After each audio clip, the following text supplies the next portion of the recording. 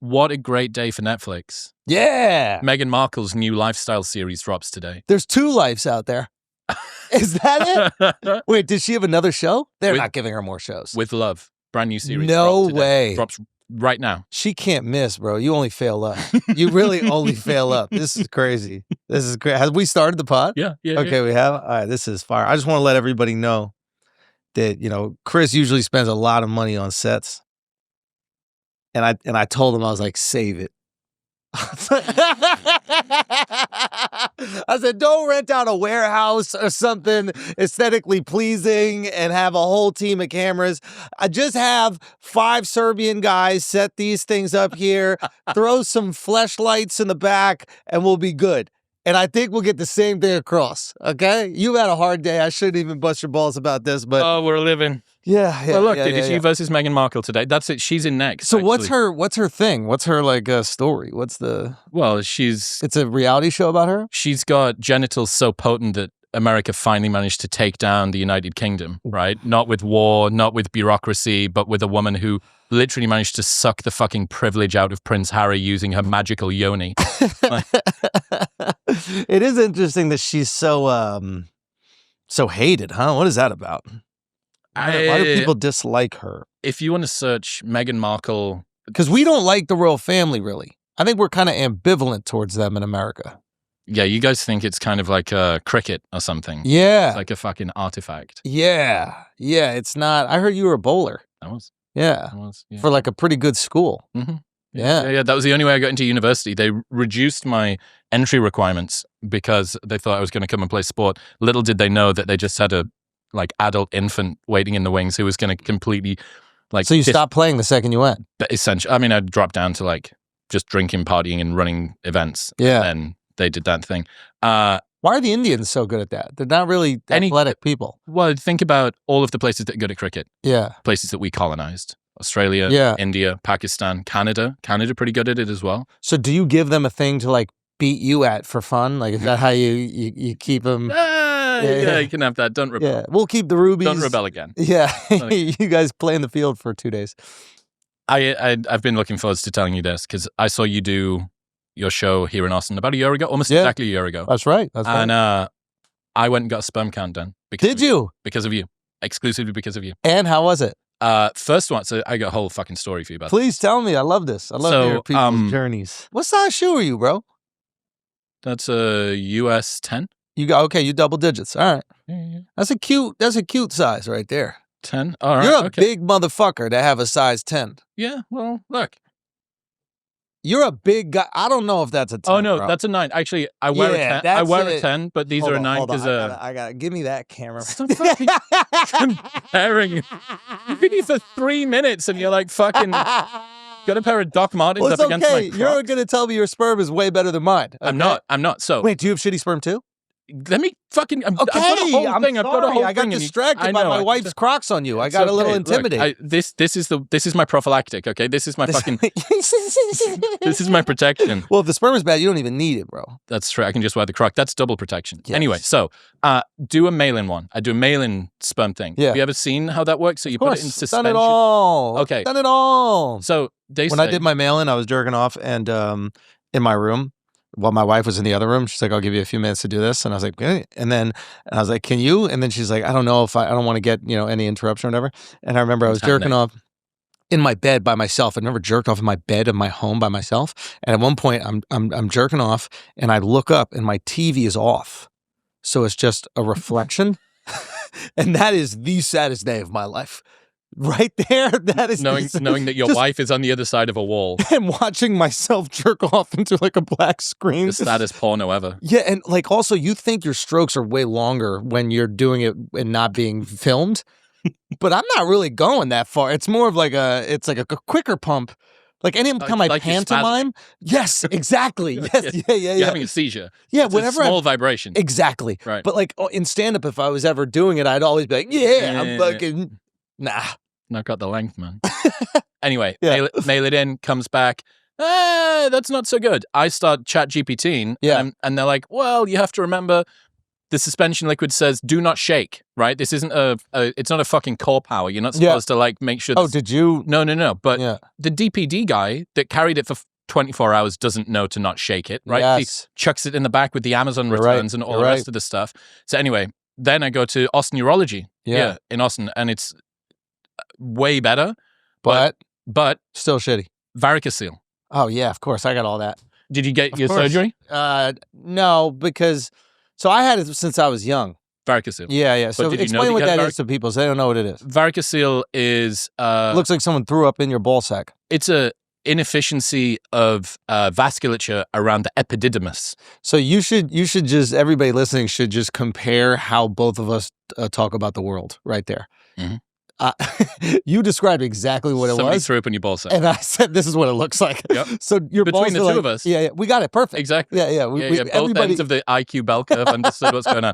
It means that you're not circulating heat away. Actually, heat's the issue, right? Exactly. So your balls descend when it's hot, and then they ascend when it's cold, right? And this is why, you're freezing, your balls get all tight. And they're basically trying to like monitor the temperature of the ball sack so that your sperm doesn't die. And what some varicocele is you have some veins a lot of times that should be further up into your like basically stomach area, like groin area, and they just fall into your balls. And I had those for a while. I remember a doctor once said, we can do it, but we won't know if it will do anything. He even said this to me. It's funny. I haven't even thought about this. He goes, it might affect your ability to get pregnant, or it might not. And this is when I was in like my 20s. And because I thought I had ball cancer. That's what I thought it was. Because you just see this fucking... there's like something like, here. Like, just imagine like a sack of spaghetti like in your balls. And I was like... And he was like, yeah, it just might affect your ability to get pregnant. And I remember thinking like, oh, leave it. You know what I mean? I'm in New York. I'm running around. Yeah, I'm like, whatever, it is what it is. And yeah, wow, years later. Wow, I should have thought about that when I was going through the whole thing. Okay, so you had varicocele. How was your... Did they swim? Mm-hmm. Yeah. The morphology, motility, count, like all pretty good. Yeah. But they weren't warped at all? You didn't have any... No. Yeah. But anyway, all of that went through all of that just because of you. Well, I appreciate that. I hope everybody goes out there and does it. I think... Save yourself some time. Dude, I think that guys especially, it's so easy to just come in a cup. Yeah, it's also there's plastic and everything. Like they were finding the microplastics are in your balls, and like everybody's worried about drinking a Poland Spring because of the microplastics. And like my buddy told me, if a car in a city stops, like they just hit their brakes, the amount of microplastic that goes into the environment. Yeah, like drinking out of plastic shit is the equivalent of like not using a plastic straw to help the ocean. Like 90% of the fuck up in the ocean comes from the was it commercial fishing? You seen this where they just like leave the nets out there? Did you see that, doc? Which one? It's a documentary called I'm gonna forget the fucking name. It was like a pun, but they did the wrong pun. I wish we had another person in this room as a fucking researcher. Whatever, we can just get it wrong. We can just keep getting everything wrong. No. It was are they listening out there? Yeah. Do any of you guys know what it is? C something. Oh God. It was a Seaspiracy. Yes. Okay. Yeah. Okay. We don't need you. We don't need you, Jonathan. Go away. Yeah. And it's like, I don't want to correct people here, but it should have been conspiracy. Very good. Come to Andrew Schulz for your branding guys, requirements. You know what I mean? Yeah. This is what we do over here. Yeah. Like New Tonic. Thank you. Yeah, it makes You know sense. what I mean? You see? It's not I was chastised for drinking New Tonic the second I sat down on this podcast. New Tonic. Chastise. Said anytime. Oh, wow. Guys, John, we need to clean the tops of the New Tonic before we put them on the podcast. Okay? I understand we're in a CIA bunker that USAID has been funding in Pakistan, that we're doing this podcast, but I need the top of the New Tonic cleaned. Can we get a shot of this? I think this is where Chris put his sample. That's about the right amount. The fucking difference in volume, dude. Oh, what? You warned me. The fucking sperm sample thing. Oh, yeah, it's brutal. It's like, it's so humbling. You know what's funny is when I first did it, I joke around in the special. There's one thing I didn't say in the special, but like, first of all, when I first got the results, your ego plays so much, and they were like, it wasn't that good. What I said to my wife was, she's like, yeah, we got the results and they weren't that good. And they were like, and some of them are like morphed. Like there's like an issue with not just swimming, but they were like shaped weird. And I dead serious said to my wife, I was like, well, maybe it was the force that they hit the cup. Like, like it's a fucking car wreck Straight over there. velocity. Yeah, exactly. It's 9/11. Like, boom, just smacking into that cup. Yeah, somewhere can Blunt get force banged trauma. up. Exactly. Yeah. Exactly. But no. Dude, I hit up Huberman. I was like, what should I do? And him and a bunch of other doctors gave me all this like... Put you in a group chat. Andrew's struggling, guys. It's like, whoa, hey, Andrew, just me and you, dude. He was really sweet. He was really sweet, actually. He gave me like a list of things to do. He gave me these pills I got to take. I started taking the pills. He's like, and the doctors I spoke to said the same thing. They're like, you got to ice your balls every single day. No more sauna, no more baths. No more sauna, no more baths. You got to wear baggy underwear so you can't wear like the tight ones. Stop smoking and stop drinking. I did that for 2 months. My sperm got worse. The doctor like literally goes, we've never seen this happen before. So I was like, what should I do? He goes, you might as well just go back to drinking. I was like, all right, fine. That's They've obviously become fucking accustomed to it. They've got like Stockholm syndrome to their body. Like I'm one of those like professional athletes that was like better when you could like drink and like do coke. Like the John Daly of fucking coming. That's what my sperm is. My sperm is John Daly. You want him on a fucking case of Bud Lights and then you're going to see him do 18 holes. You've never seen anything in your life. Yeah. Dude, I genuinely think that it's one of the most like meaningful stand-ups I've ever seen. Oh, thank you, man. I think I watched it again in the car ride here, and I managed to not cry in the back of the car. That's cool. When the Uber driver was in front of me. Yeah. But I didn't manage to hold it together when you did it live. Oh, so I want to ask, how does it feel getting this personal on stage? It's presumably one of the most difficult periods. By far the most difficult time in my life. Just like, by far. Like, what's it feel like? Cathartic when I started talking about it, because it's very isolating when you go through any like fertility stuff. Because the assumption is it's your wife. And I talk about in the special, but like that you never assume it could be you at all. So in the beginning, I was like hesitant to talk about it because I didn't want to embarrass her. And she was like heartbroken by the whole thing. Like you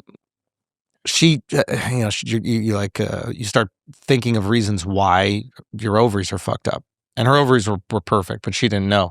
And she would be like, I know it's because I used to watch like movies on my laptop on my stomach. And like she starts coming up with all these solutions as to why she did it.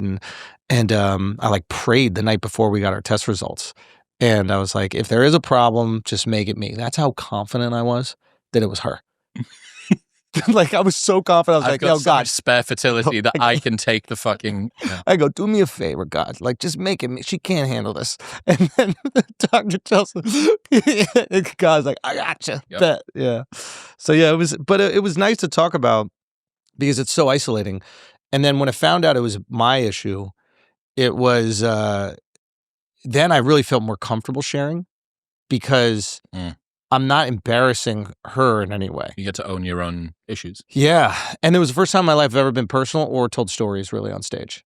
Like I've never been, I always thought my life was boring. I thought that like my opinions on things were more interesting than my actual life. And so I was excited for the challenge of like being personal and being like a storyteller. And I was like, maybe I can turn this into something. I always try to do something different every special I put out. And so I started reading all these books about like storytelling. And like trying to understand like what that is. And it was really cool to learn, it's really our oldest form of digesting information. Before we had like a notepad or before we had the ability to just like remember statistics or facts, we just told each other stories. There's a reason why like the most important texts are not, hey, this is the information you need to know. They kind of like build it into a story. Hey, this is why you should have faith because look at this outcome. They don't give you like the statistics of the people that pray every single day and this is how long they live. It doesn't hit us the same way as, hey, he built the boat and he was the one who lived, And it's interesting. Even like in the special, like there's some joke parts of the special and then I almost like trick you into getting into the story. Mm-hmm. And I can feel a difference when we're in the story in the way that the audience is invested. It is this innate human instinct. If somebody comes in the room right now, they go, guys, the craziest shit just happened. We'll give them 15 seconds, even if they're a complete stranger. I don't know what that is. You'd probably be able to figure that out. But like, there's something about it. We're like hardwired to be interested in them, interested in stories. Is it even fair to sort of call it like a comedy special when you get to the stage where you're referring to archive footage and Yeah. sort of interacting with shit that's behind you, and there's entire 5-minute blocks where no one's laughing. Yeah, it's like the way I looked at it is like when I was touring it, I didn't tell anybody that it was about this. Because I think sometimes what happens when you do like a one-man show, you almost like ask the audience to reduce their comedic expectations. Like if somebody's like, here's a one-man show, it's going to be this like thought-provoking thing, and then it will also kind of be funny, but you're there for the kind of thought-provoking thing. And I'm a stand-up. I'm not a one-man show. So nobody knew this was what it was about the entire tour. Mm-hmm. And I never positioned it in that way. I didn't even talk about it on the pod until I announced the special. So I wanted the highest comedic expectations, but then I wanted to see if I could almost like trick you into listening to this. So the first like chunk is just like hard hitting stand up that is related. And if you like go back to it, you're like, oh, okay. And then like, this is like little shit that nobody will pick up. But like even the first joke that I tell ties into like the last moment with her, not even the Staten Island thing. Like the first joke I tell about and I wonder if anybody would pick this up. Like the first joke is about like, we're pregnant. And then I go, this is what guys always say, we're pregnant or whatever. I forget exactly the joke. These guys are like, we're pregnant. It's like, no, she's pregnant. It's like ridiculous to take credit for that. It's like when my wife says, we made a lot of money, right?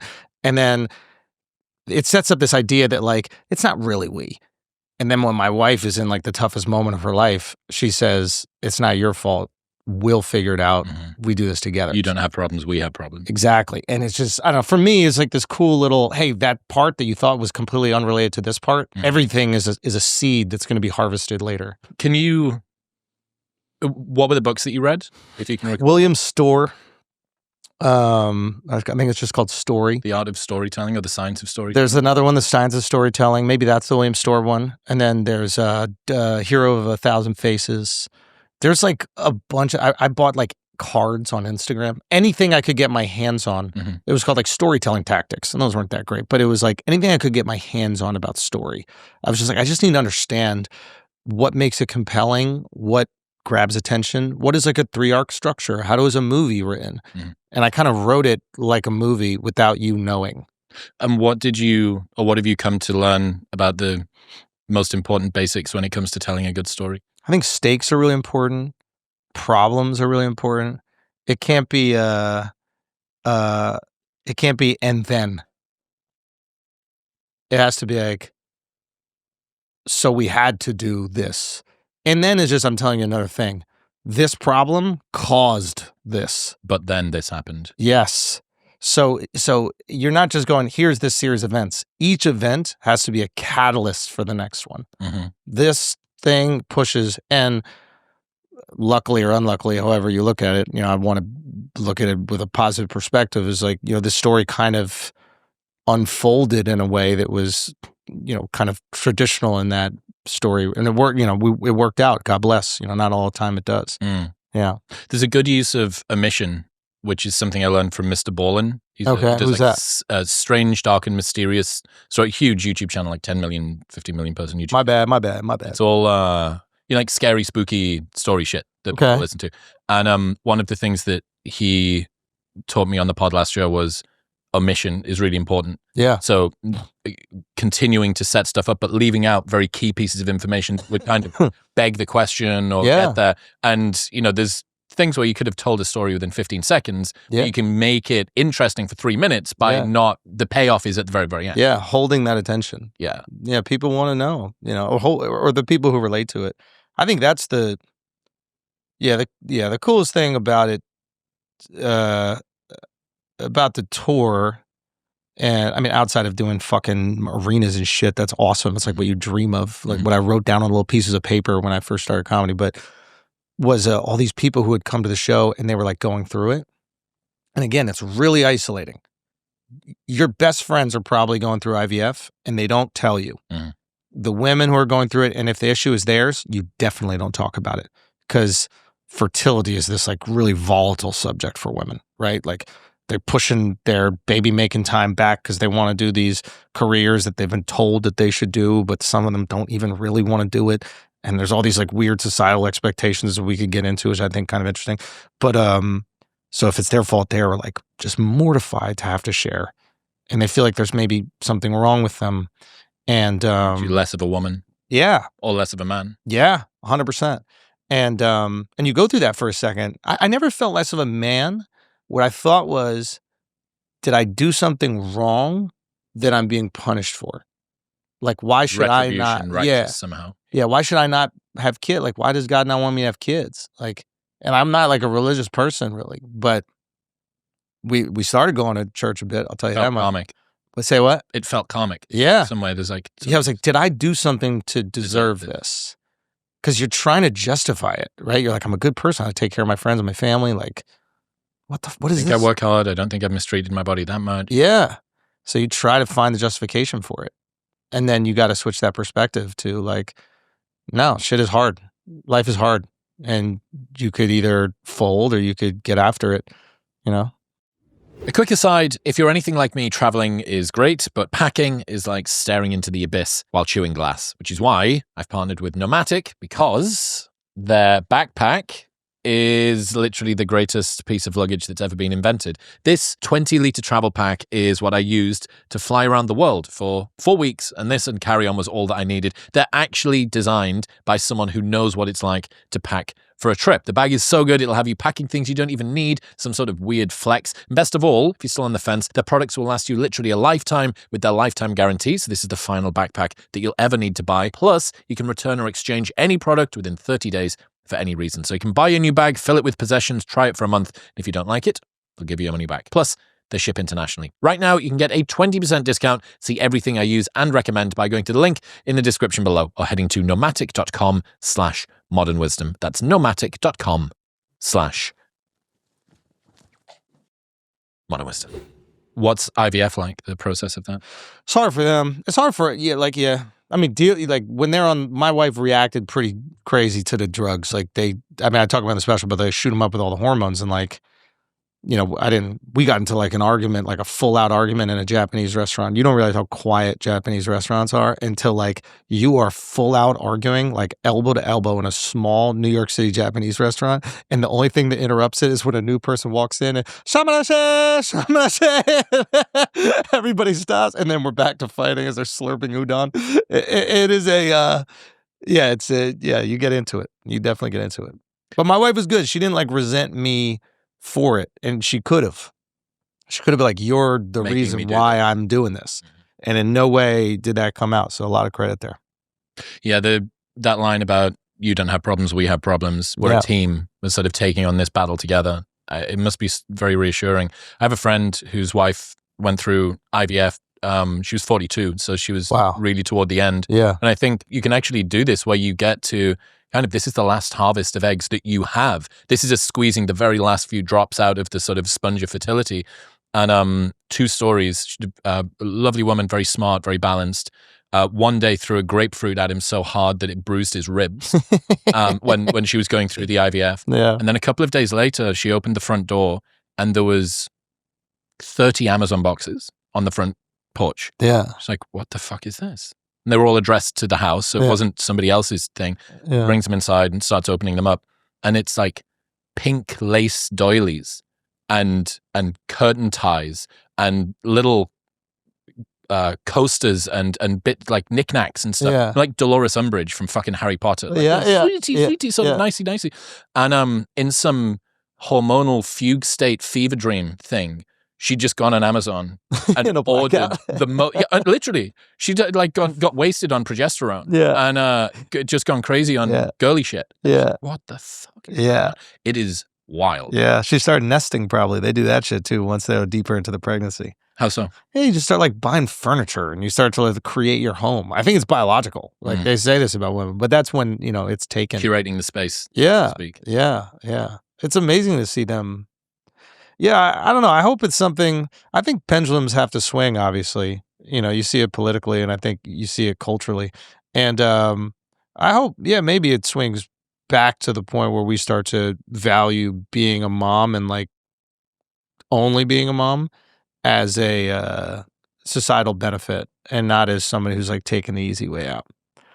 I think that Or someone who's been conned by the patriarchy into being a domestic prostitute somehow. yeah. Oh, sweetie, what a shame for you. Yeah. I think a lot of women who never had kids pushed out that ideology. And it's a tricky thing.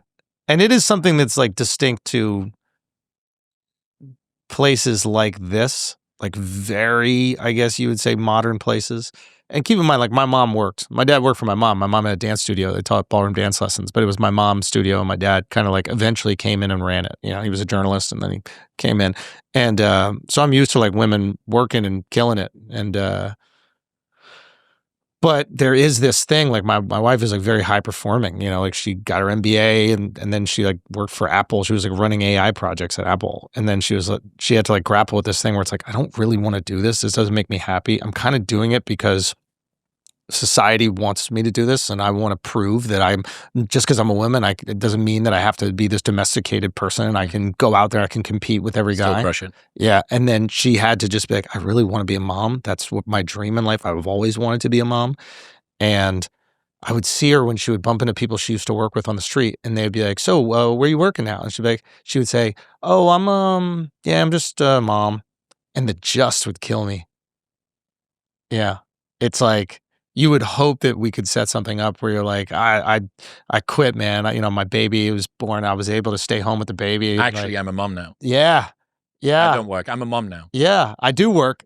Yeah. I'm a mom. Yeah. And we're lucky enough that we get to do it. I got promoted. Exactly. Yeah. And I think society should value that. And I think more women will choose that if they can. It's a luxury. It's a privilege. Yes. Mm-hmm. But I think probably Texas values that a little bit more. New York it's not very family oriented. And I was born and raised there, which is an insane thing. But you go to New York to make it, you know? And yeah, I'd like to see that. I'd like to see that switch up a little bit. There's a mimetic sense to this, I think, that you kind of do what you see the people around you doing. Oh, brother. Yeah. I mean, 4 people got pregnant during this tour. So we got pregnant. We? Yeah. I'm back on board. Fuck, you did catch me. Yeah, so we got pregnant. Both of my openers got pregnant. Mark and Derek. Derek's wife is now pregnant. And the person who does our visuals and lighting, Rob, who I think you met, Rob, and his wife, Cheryl, they got pregnant with their second. Holy fuck. You're pumping him out. I mean, what does they say? That there's some biblical term about like the power of the tongue. But it is the community that you keep, and you're seeing this thing happening. Mm-hmm. So crazy to see. 4 of us, everybody on the tour. The dominoes fell. Isn't that nuts? Mm-hmm. So yeah, it was just this beautiful.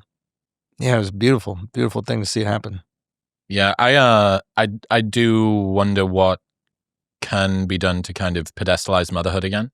I think it will happen naturally. I think a lot of times we see things that we think are wrong societally, and then we try to push that, progress or regress, whatever it is. Speed run it back to. Yeah, and you kind of can't. This guy, Lil Duval, is a huge mentor of mine comedically. He would always speak about this. I mean, he's just like a brilliant philosopher that you wouldn't realize, but he's brilliant.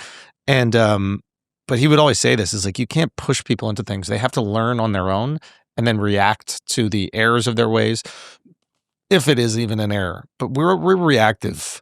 And it's just even politically, what's happening right now, it's just reaction. This election is reaction. It's not going on podcasts. Everybody's like, oh, he went on your guys and Theo and Rogan, and that's what changed the election. It's we didn't have zero impact on the election. Zero. Everybody had already decided. And it might have made them feel more comfortable with their decision. But I think that those decisions are made way before, and it's just society reaction. Everybody thinks that every person that voted for Trump is this ride or die Trump guy.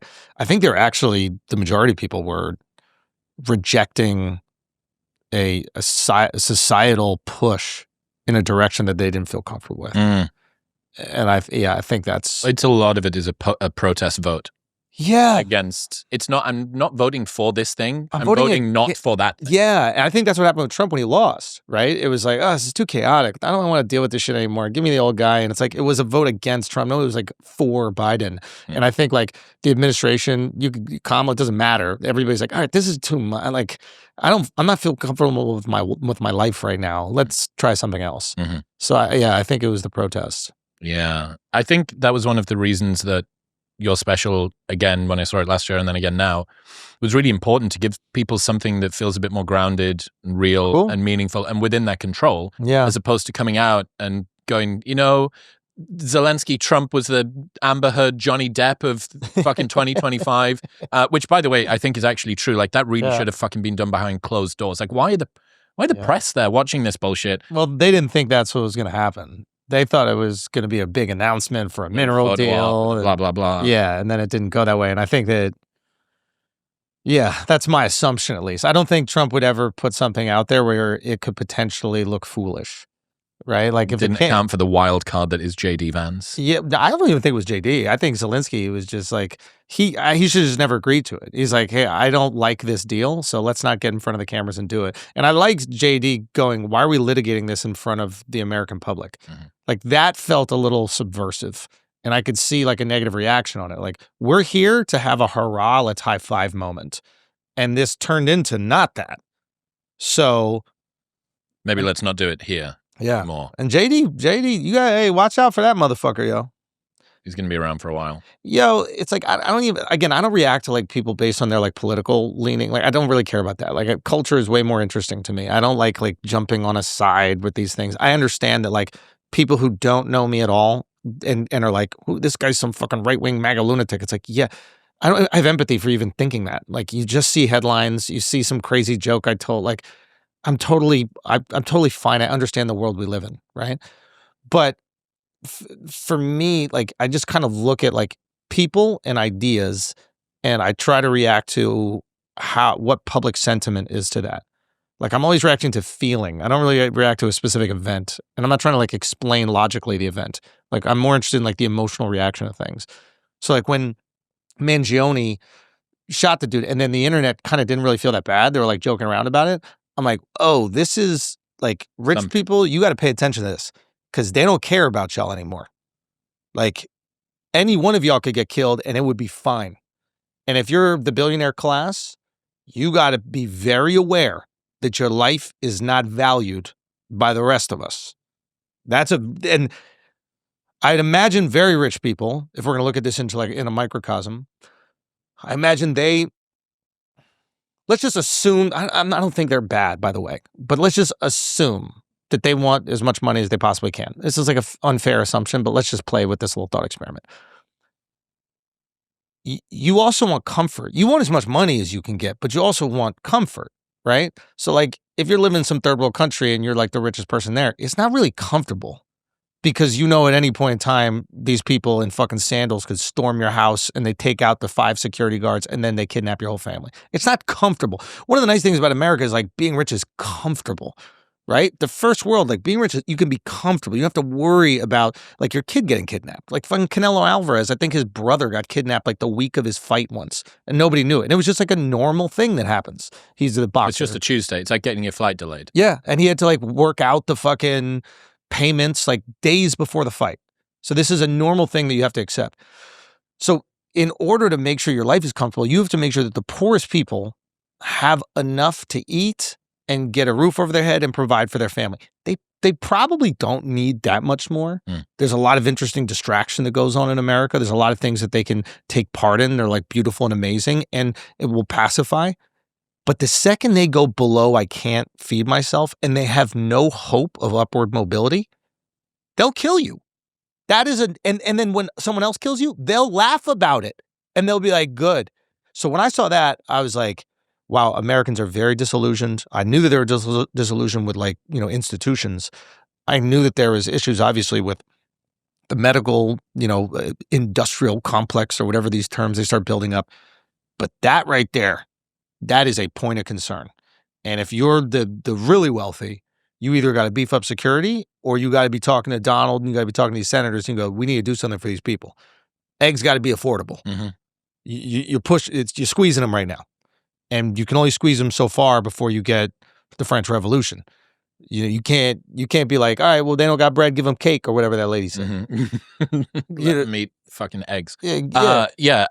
I was really, really surprised by that. As someone who, I didn't have any health insurance in the US until the start of last year because I didn't have a social security number and just to get it set up and blah, blah. And I didn't know how many medical claims aren't verified or accepted or rejected. I didn't know how long it got pushed back for, how long people have to wait. Well, you can't go to that provider, the one that you want. You've got to go to the one that we say, and then you can't do this, and it's going to take 6 months, and it's so on and so forth. And then you get to the end of this thing, and sorry, you're out of pocket. The number one reason for bankruptcy in America is medical debt. Yeah. Dude, you see the same reaction to those California fires. The second people started to hear it was like celebs' houses, they're like, they'll figure it out. Like, they didn't really care. Like, Californians were really concerned about it. Outside of California, the sentiment was kind of like, you guys will be all right. If not outright applause. And you got to pay attention to that culture. Like, these are the things that if you're a politician, you really got to listen to.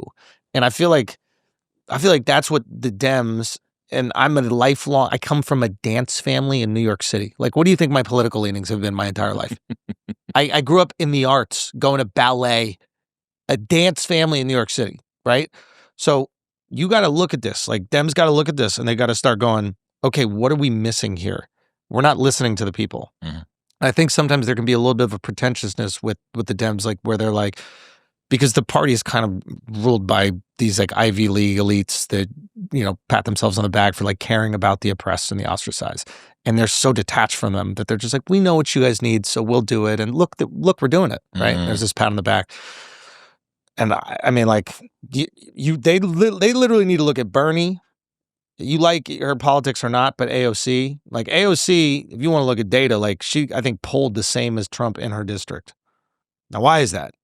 Those are polar opposites. I don't know.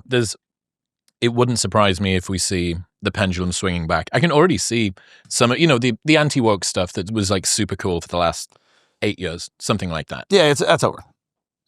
So woke was over for a little while, but anti-woke was lagging behind it. Yeah. Right? Yeah. And now when I see this crazy bathroom pronoun-y thing online, it just feels like, dude, this was maybe... How much are eggs, yo?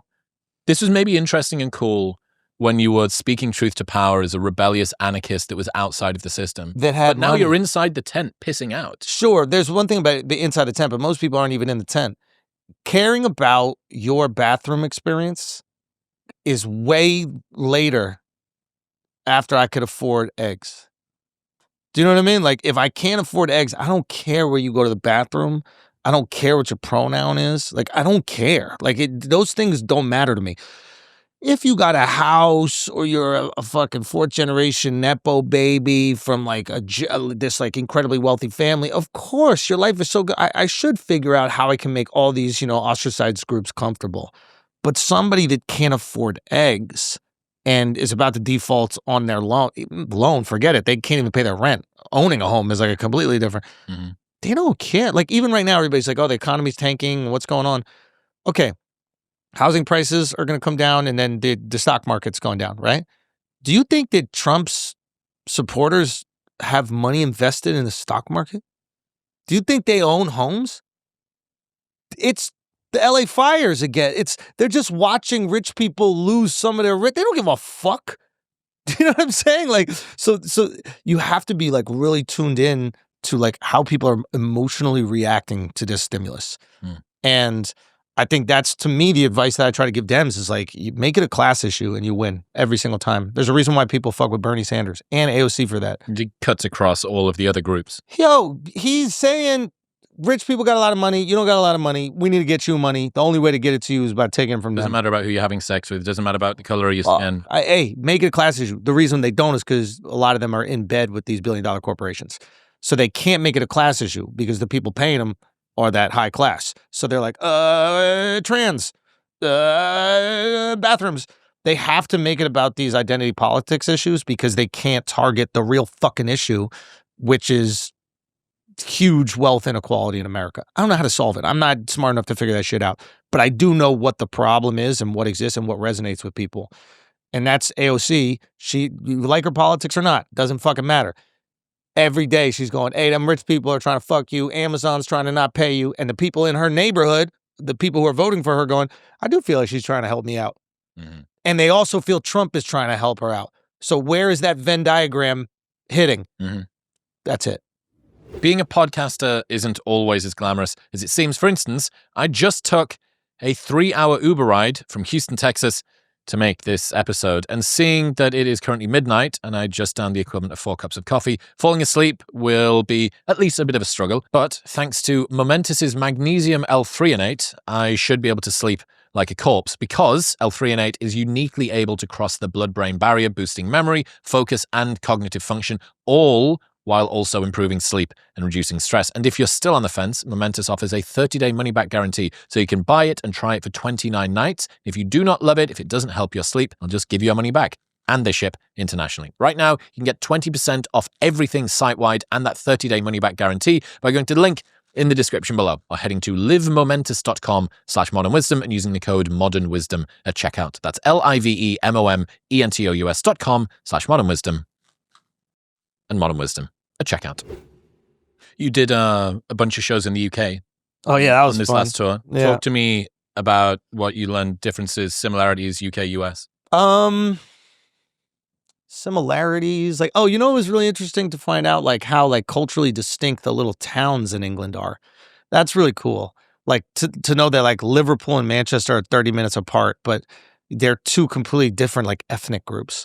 So to me, like going to the UK, I think a lot of times we just treat white people as a monolith, and the UK is a perfect example of like why you can't even do that in a tiny little country. Mm-hmm.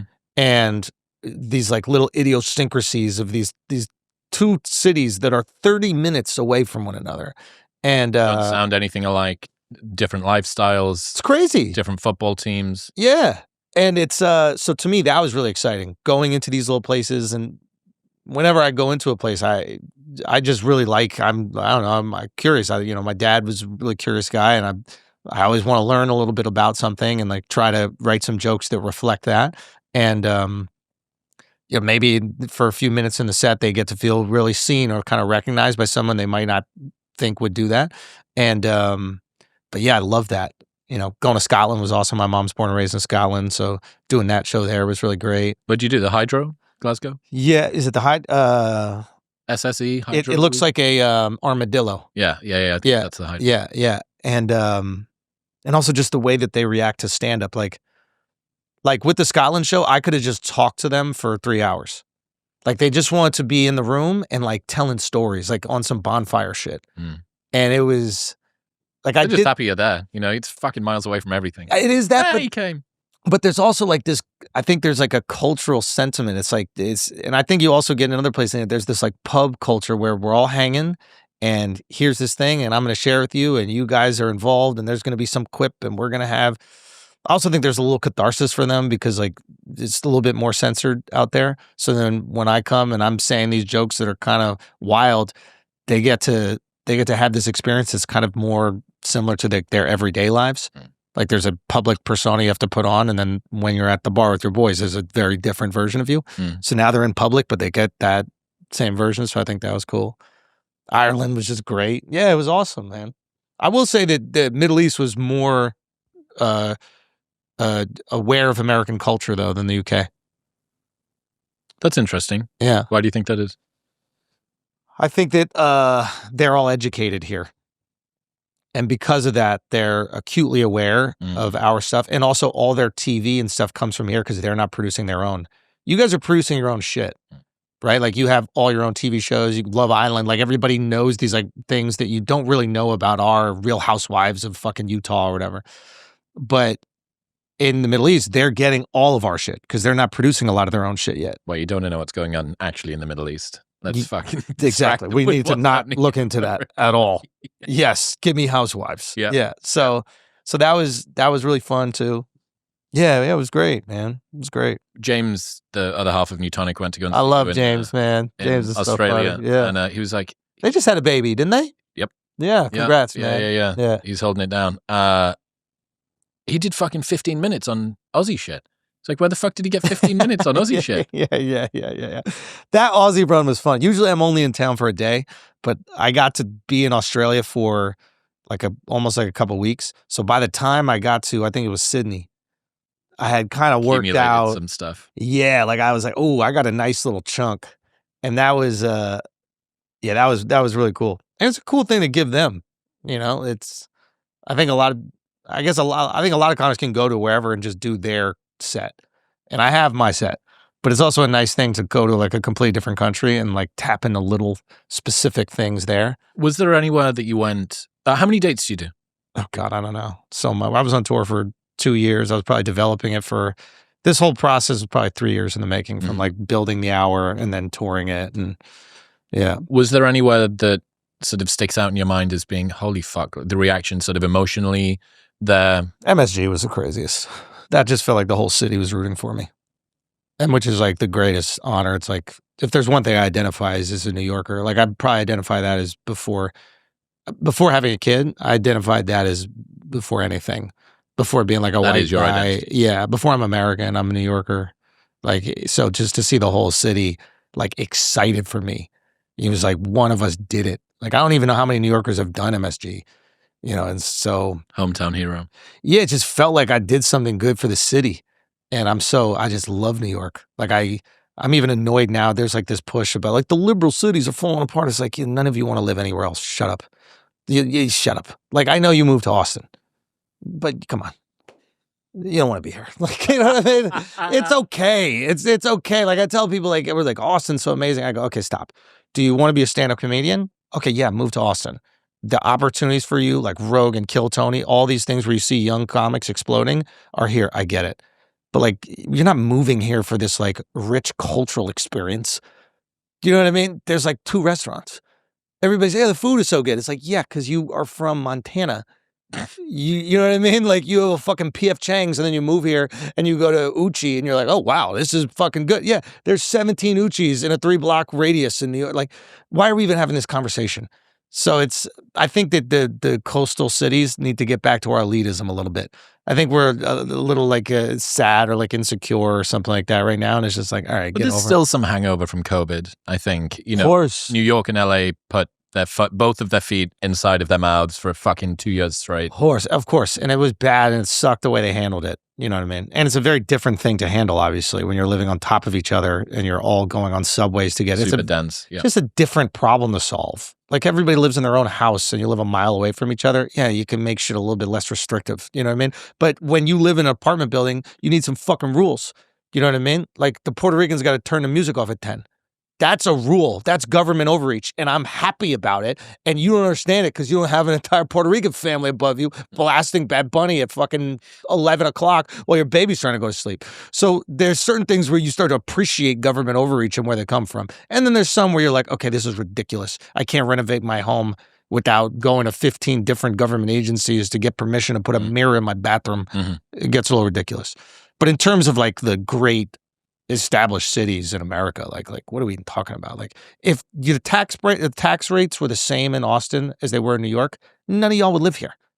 So stop acting like this is this amazing place. It's like, you want to save money. You're millionaires. I get it. It's millions of dollars. I get it. And none of you are like from New York, so you don't have any connection to it. Mm-hmm. But like, to get me to move out of New York, do you know the deal I would have to sign? And I would do it if it was the right number.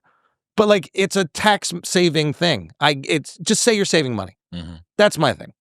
Like, and save the money. Do it.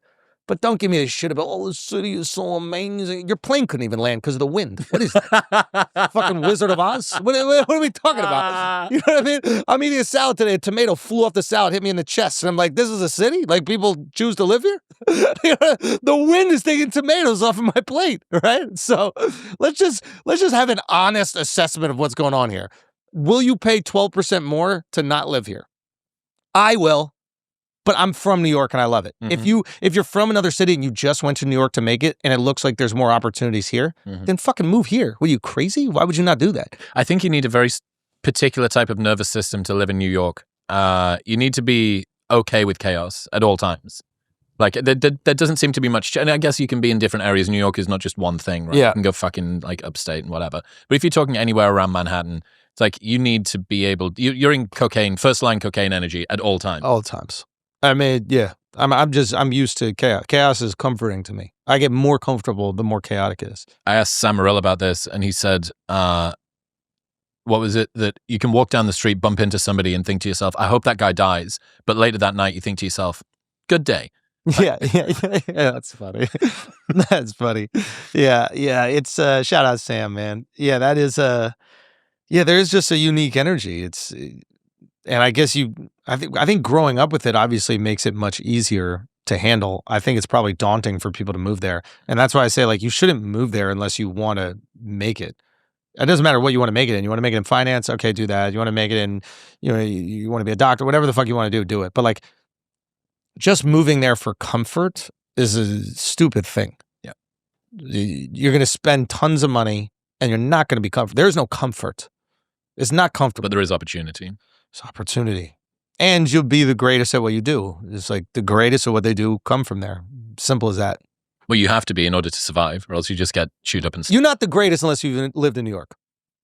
Nobody who's the greatest at what they do in America has not spent time in New York. And you could say anything. Like, I'm just trying to think anything. Like, so who? Just let's say it. Like, whatever. Any comedian, they lived in New York. I'm sorry. They lived in New York. Anyone that is the greatest lived in New York. You got to pass through. You got to, because if you want to be the best, you got to be with the best, and that's where they are. Any banker, you lived in New York. Name any chef, you lived in New York. It's a rite of passage. You gotta. It's not even like how do we even know you're that good unless you can do it here? Like if you can make it here, you make it anywhere. That's a real statement. Yeah, the energy of New York kind of reminds me of what the news feels like at the moment. It's like unrelenting. Yeah. And I was talking to Segura about this, that it's been, 2 months now? Less than 2 months Trump's been in office. Yeah. And I've already got such fucking news and like Trump fatigue. I thought we were over this shit. It's so exhausting. I thought this time around people would be like, okay, whatever. Been there, seen it, done it. But no, it's I'm actually getting really, really like, I can't, I'm checking out so much. And I'm aware this is a position of privilege to not need to care about what politics is impacting your life. Like, in some ways, maybe not needing to listen to the news is kind of that. Once you have kids, bro, none of this, you don't care. You care about like big ticket things that could affect them, but your life becomes so small. That's the other thing. It's like people aren't having kids until like later. So that's why you get all these people that are like really active on the internet, because they're just bored. They have nothing to do. They want to like feel part of something. They want to make change. They don't realize it, right? This is like something that's happening internally, but like everything just feels like the biggest deal. Once you like, you don't see like a mom with 3 kids at like a protest during the week. Do you know what I mean? Like she's trying to get them to nap. You know what I mean? You never see a mom with mayonnaise on her sweater at some fucking random protest for Tesla. How have you changed since you've become a dad? Just the outside stuff doesn't matter as much. Like I just care about like how my wife, my daughter, think about me. Like if my wife and my daughter are happy with me, like if my daughter's happy with me, I can even deal with my wife being pissed. Like, and then everything just gets a little bit smaller. It's like yeah, it's just amazing. It's like the only thing you think about all day, pretty much. Yeah, just that little girl. And it's just really awesome. And you've become like a real person. I'm not saying you're not a real person, but like there's a difference. Like once you have a family, like you're invested in the world in a way different way. And you become like a real human being. Like even on stage, the second I mention that I have a kid, like my relation to the audience is completely different. I'm not just some asshole with a fucking part in my hair, like talking shit about all these things. Like everything actually impacts just me. Publicly masturbating. Exactly. Like, look at how great I am. Yeah, what an asshole. What an asshole to do that. But now that I have a kid and like anytime I bring up some trans shit or some vaccine shit, it's like, no, I have an actual reason to do that. You know what I mean? Like this impacts. I've got skin in the game beyond just my own sense of being important. Exactly. So it's a beautiful thing. Like I think it brings out like the best version of people. I see the best version of people with their kids. I've got this theory that because people are having kids later, especially guys, that a lot of the stuff that people invest themselves into, the personal development, the self-growth, the business, the muscle gain, all of that stuff. A lot of those projects are surrogate families because you haven't had one yet. Oh, wow. and Yeah. all of the energy that would be put into protect baby, protect wife, or protect baby, protect husband, like do the thing, homemaking is, well, I don't have that, but I've still got this sort of sense to be agentic and make something happen in the world. Yeah. But I don't have the thing, I don't have the little thing, so I'm going to put it into a business, or I'm going to put it into a side project, or into my body, or into my mindfulness, or into my political party, or whatever it might be. Which is great, like, especially where you're putting it into your body. I think that's great. Like, I love the longevity stuff. Mm-hmm. You know, if you have a kid, you want to live longer, you know, naturally. Yeah, I like that, but I think that you're right, because there's no way that, like, my wife would be like, hey, could you change the kid's diaper? And I'd be like, I have 2 minutes left in my ice bath. I'm sorry. You know, I need my ice bath for the next 2 minutes. You'll have to change the diaper. Like, that doesn't exist, you know? So you have to manipulate and change your life. Before we continue, if you've been feeling a little bit sluggish, or you haven't been performing in the gym or the bedroom the way that you would like, your testosterone levels might be the problem. They play a massive role in your energy and performance, and being able to see them charted over the course of a year with actionable insights about how to actually improve them gives you a clear path to making your life better, which is why I partnered with Function, because I wanted a smarter, more comprehensive way to understand what's happening inside of my body. Twice a year, they run lab tests that monitor over 100 biomarkers, and their team of expert physicians will analyze the data and give you actionable advice to improve your health and lifespan. Getting these lab tests done would usually cost thousands, but with Function, it's only $500. And right now, you can get the exact same blood panels that I get and bypass their waitlist by going to the link in the description below, or heading to functionhealth.com/modernwisdom. That's functionhealth.com/modernwisdom. Did you find that, some of the more egotistical or like self-centered concerns that you had and things that you used to sort of worry yourself with dropped away? Was it almost like you sort of cleansed yourself of that because you've got something that is so dependent on you, that worrying about, have I optimized my ice bath? Where am I at with such and such? It's like all of that fluff gets stripped back because you're just looking after the kid. Yeah, like, I would say, like, any kind of longevity stuff is just so I can play paddle. Do you know paddle, the sport? Yeah, like, so, like, anything about me, like, I go to, like, PT and I do all this stuff, but it is just so I can continue playing this one thing, which is like a beautiful moment of distraction that takes me away from the lovely anxiety of, you know, bringing a human being into this world, you know. But yeah, there's this thing, and also, like, every single day you feel purposeful. That's the other thing about having a kid that you don't realize is, like, you feel proud of yourself by, like, 3. You know, like, when you don't have a kid and it's like a weekend and you're like partied the night before and you're just like hungover and shit, and like you partied the night before and then you have a kid and you're up and taking care of it. By like noon, you're like, I'm the man. Like, I should party some more. Pepper alive. Yeah. Like, there isn't this like guilt and shame that you put on yourself. Like, what am I doing with my life? Why am I this fucking endless doing all need to always be creating stuff in the world because you've already done the creation thing. Yeah. Like, I probably drink way more now. But I'm looking after my kids, so I'm like, I'm a responsible human being. Like, this is, or a functioning alcoholic. Yeah, whatever it is, you know. But yeah, no, it's cool, man. Do you want them? I can't wait to be a dad. I absolutely can't wait to be. What's your process with that? Like, how is it hard to meet people? Like, you're obviously a successful, handsome guy, charming, smart. Like, do you find it difficult to connect with the women? It's weird dating when you're a little bit older. Like, I'm 37. I was 37 last week, and that's an interesting one because the longer that you wait, the kind of higher that your bar gets. And it's this sort of sunk cost fallacy thing where you think, well, I've waited this long. What's the point? You know, things you want to settle. The things have to become more perfect, which, you know, in itself is a difficult circle to square because you also know, well, fucking clock's ticking, dude. Well, hurry up. Think about that. So the older you get, the higher your bar is. And the older a woman gets, the lower her bars, because she's running out of time. So it puts you guys in very difficult situations, right? And there's this crazy societal expectation, like women's moms really put on women, like, you got to get married. Like, the second they're fucking 11, they're like, you got to get married, you got to have kids, you got to, like, this pressure. So I think women's greatest fear is being alone, not being with the wrong person.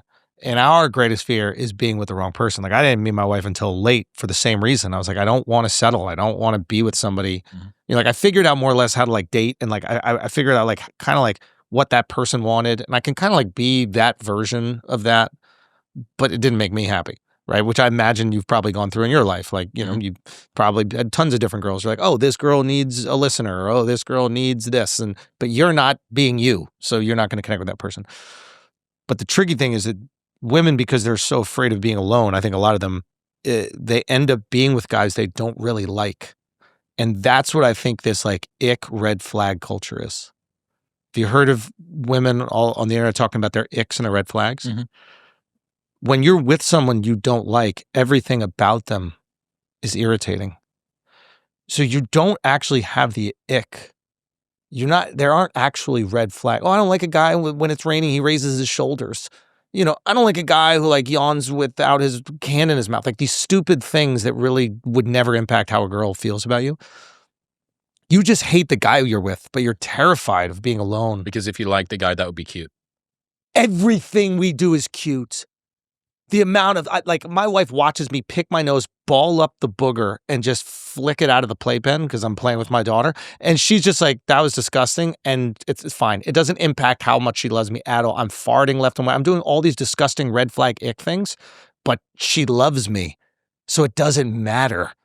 You know what I mean? Mm-hmm. And I think that, yeah, like I never understood this like ick red flag culture. I was like, are women just like annoyed with us? What the fuck is going on? No, they don't want to be alone. And they're with guys they do not fucking like. It's a huge issue. Well, there's a problem. Someone gave me this piece of advice not long ago. They said, do you want to be a dad? And I said, yes, I can't wait to be a dad. Yeah. They sort of waggled their finger in my face. And they said, make sure that you fall in love with the girl, not the institution. Yeah. And the point being, if you want to be a dad or if you want to be a mum great advice. You can, what was it they said? With rose-colored glasses on, red flags don't look red. Like if you just want the thing, I want to be a dad, I want to be a mom, I want to be married, I want to be not alone, whatever the thing that you want, you're able to, not so big of a deal. And it's like, you're not getting married to marriage, you're getting married to a person. You're not having a baby with the process of childhood, you're having a baby with another human. That's a great piece of advice, dude. That is like, that's magnificent. And it's so true. You got to find that connection with that person where even if you didn't have kids, you would be happy. You just love that person. And then kids are these blessings because that irritation will build. I'm sure you've dated people that like you thought you liked in the beginning and then eventually it wasn't there. And it's just like every little thing drove you fucking crazy. Mm-hmm. And hopefully at that point, we start going, I don't want to be with you. Or we just treat them shitty, which is the worst version of it. Hoping that they'll like, it's the equivalent of you can't fire me, I quit. But it's trying to get the other person to realize that. I'm not going to fire you. I'm going to make you quit. I'm going to be a coward. Yeah. That's, I had a conversation with a friend a little while ago, and he had this sentence where he said, all my life I was worried that I was a coward. And then he had a sequence of really, really tough events happen to him. He said, I always like surrounded myself with hard men. I always thought I was a bit of a hard man. And, I did martial arts and, I was like around people that were like special forces and stuff like that. It's like, but I never really, really tested myself. And then one day, like the world came and it wasn't discomfort that I'd chosen. It was discomfort that was forced on me by the world, maybe like having a fertility or whatever. And he said, all my life I'd heard my better self clearing his throat in the room next door. And one day this thing happened and he was like, I wonder if he's going to kick the door in and fucking stop coughing and come through. He was like, he did. That's good. And, but courage. Yeah. I think you can pretty much like your life is kind of restricted by the amount of courage that you're prepared to deploy. And I mean, how long have everybody listening to this stayed in relationships because they were terrified of breaking somebody else's heart that was dependent on them or losing the love of somebody that they felt it was unrequited and they needed the validation of. And you're like, it's noble and understandable and sensitive and largely driven by fear and cowardice. Yeah. And if you had like, a cool question to ask yourself would be, what would I do if I had 3 times the bravery? Like, what would I do? Yeah. What decisions would I make? Yeah. If I was like 3 times as brave as I am. Yeah. Well, a lot of times we think that it's not a lack of bravery, but it's too much compassion. Mm-hmm. Like breaking up with this person would be too hurtful for them. And we don't realize that like being with them when you don't like them is actually way more hurtful. Mm-hmm. And we don't even realize it's this bravery deficit. We're like, I'm too nice. I'm just too nice. I don't want to hurt her. You're too scared. You're being a pussy. And we've all been pussies. I've been pussy tons of fucking times. And then we'll like retrofit justifications. We're like, no, man, it's about being loyal and committing to something. It's like, yeah, you do that when you find the right girl. When you find the right girl, you commit to it and you work everything out. And that is another thing too. It's like marriages, you look at in movies and shit like that and you think it's just, this is just going to be super sweet and perfect and every single thing. No, it's fucking hard. When you do it with the right person, you're willing to work through all those difficult times. And then you get confidence in your ability to work through difficult shit. You two against the hard, not you two against each other. Yeah. What changes in a relationship, or sort of what have you noticed about stuff that's interesting to navigate once there's a third participant? So like there's this part of you that you want your kid to know how loved they are. Like I don't ever want my daughter to even understand what it is to be like adored because it's so normal. You know what I mean? Like my friend, so my friend Jamil, like he reminded me this recently. Like my dad was just the best. He was just the fuck. He was at every single basketball game, whatever. And he goes, and he was like, it was almost like a surrogate dad to a lot of my friends. You know, like he was just like so much dad energy that he had it spilling over around the cup. Loved it. He just loved it. Like he was just whatever they needed. Like I remember one of my boys got into like trouble on some gang shit, and like my dad, I was like, yeah, I think he can't like leave his house. Like they're like there's this gang that's kind of like after him or whatever, and I was like, yeah, we got to help him out. And my dad was like, well, yeah, why don't we just go get the car and go pick him up? And I was like, are you sure you feel comfortable doing that? He's like, yeah. So we like drive a Toyota Sienna minivan into the fucking heart of the Bronx, and we're like picking up my boy so he doesn't get murdered by this gang. And it's just the type of, like, he didn't even think twice about it. Like, it's just kind of who he is. And so there's all this focus on like, okay, I want her to feel loved. I want her to feel supported. I want, anytime she shows excitement around me, I want that to be met. I don't want her to feel like ignored. And I notice, so I'll like call my wife to FaceTime, like, and around the baby's naps. So if I'm like at work or something like that, like I know when the baby's up, boom, the call. And I called my wife, I think it was today, and she was like in the car coming back from like a class or something. And then she's like, oh, I know you're calling to say hi to Shiloh, but I'm not home just yet. And I was like, oh, fuck. I got to call to say hi to you more too. Like, it's very easy to just put all the focus on your daughter, and they cannot resent you for that because they love that you're so committed to this child. You're being a good dad. Yes, but not necessarily a great husband. You gotta also, I realize I gotta also be making those calls when it's just her and just talking to her and putting that time in. Is it challenging to keep the romance alive? I mean, yeah. I mean, like, of course, you know, it's really the sleep that is the challenge over everything. It's once you have a baby, there's no real sleeping, especially if your wife breastfeeds. Like they're up every 2 hours, even in the night. Like, so there's no like, you like scheduling fucks, you know, like you're like, okay, we got to do it around this window and this is the window. And like, maybe sometimes you guys go out and you let it rip, but you know, you got to be up every morning, 6:45. We're up every morning, 6:45, whether we want to sleep in or not, it's 6:45. That baby's waking up around like 6:30. They kind of look up in the sky for a little bit, and then they're like, all right, it's time for some fucking titty. And then it's go time. So it's more just about like creating those moments and like scheduling them, but not really making it feel scheduled, if you will. You know? Yeah, well, I imagine, I've heard you talk about this before, the role of thoughtfulness. Relationships. And how difficult it must be to be thoughtful because all of your fucking attention and energy is just being put into this tiny thing that's totally, this blob, right? It's a blob. It's a big blob of stuff. You and her. And what thoughtfulness have you got? Trying to keep it alive. It is, but you got to do it.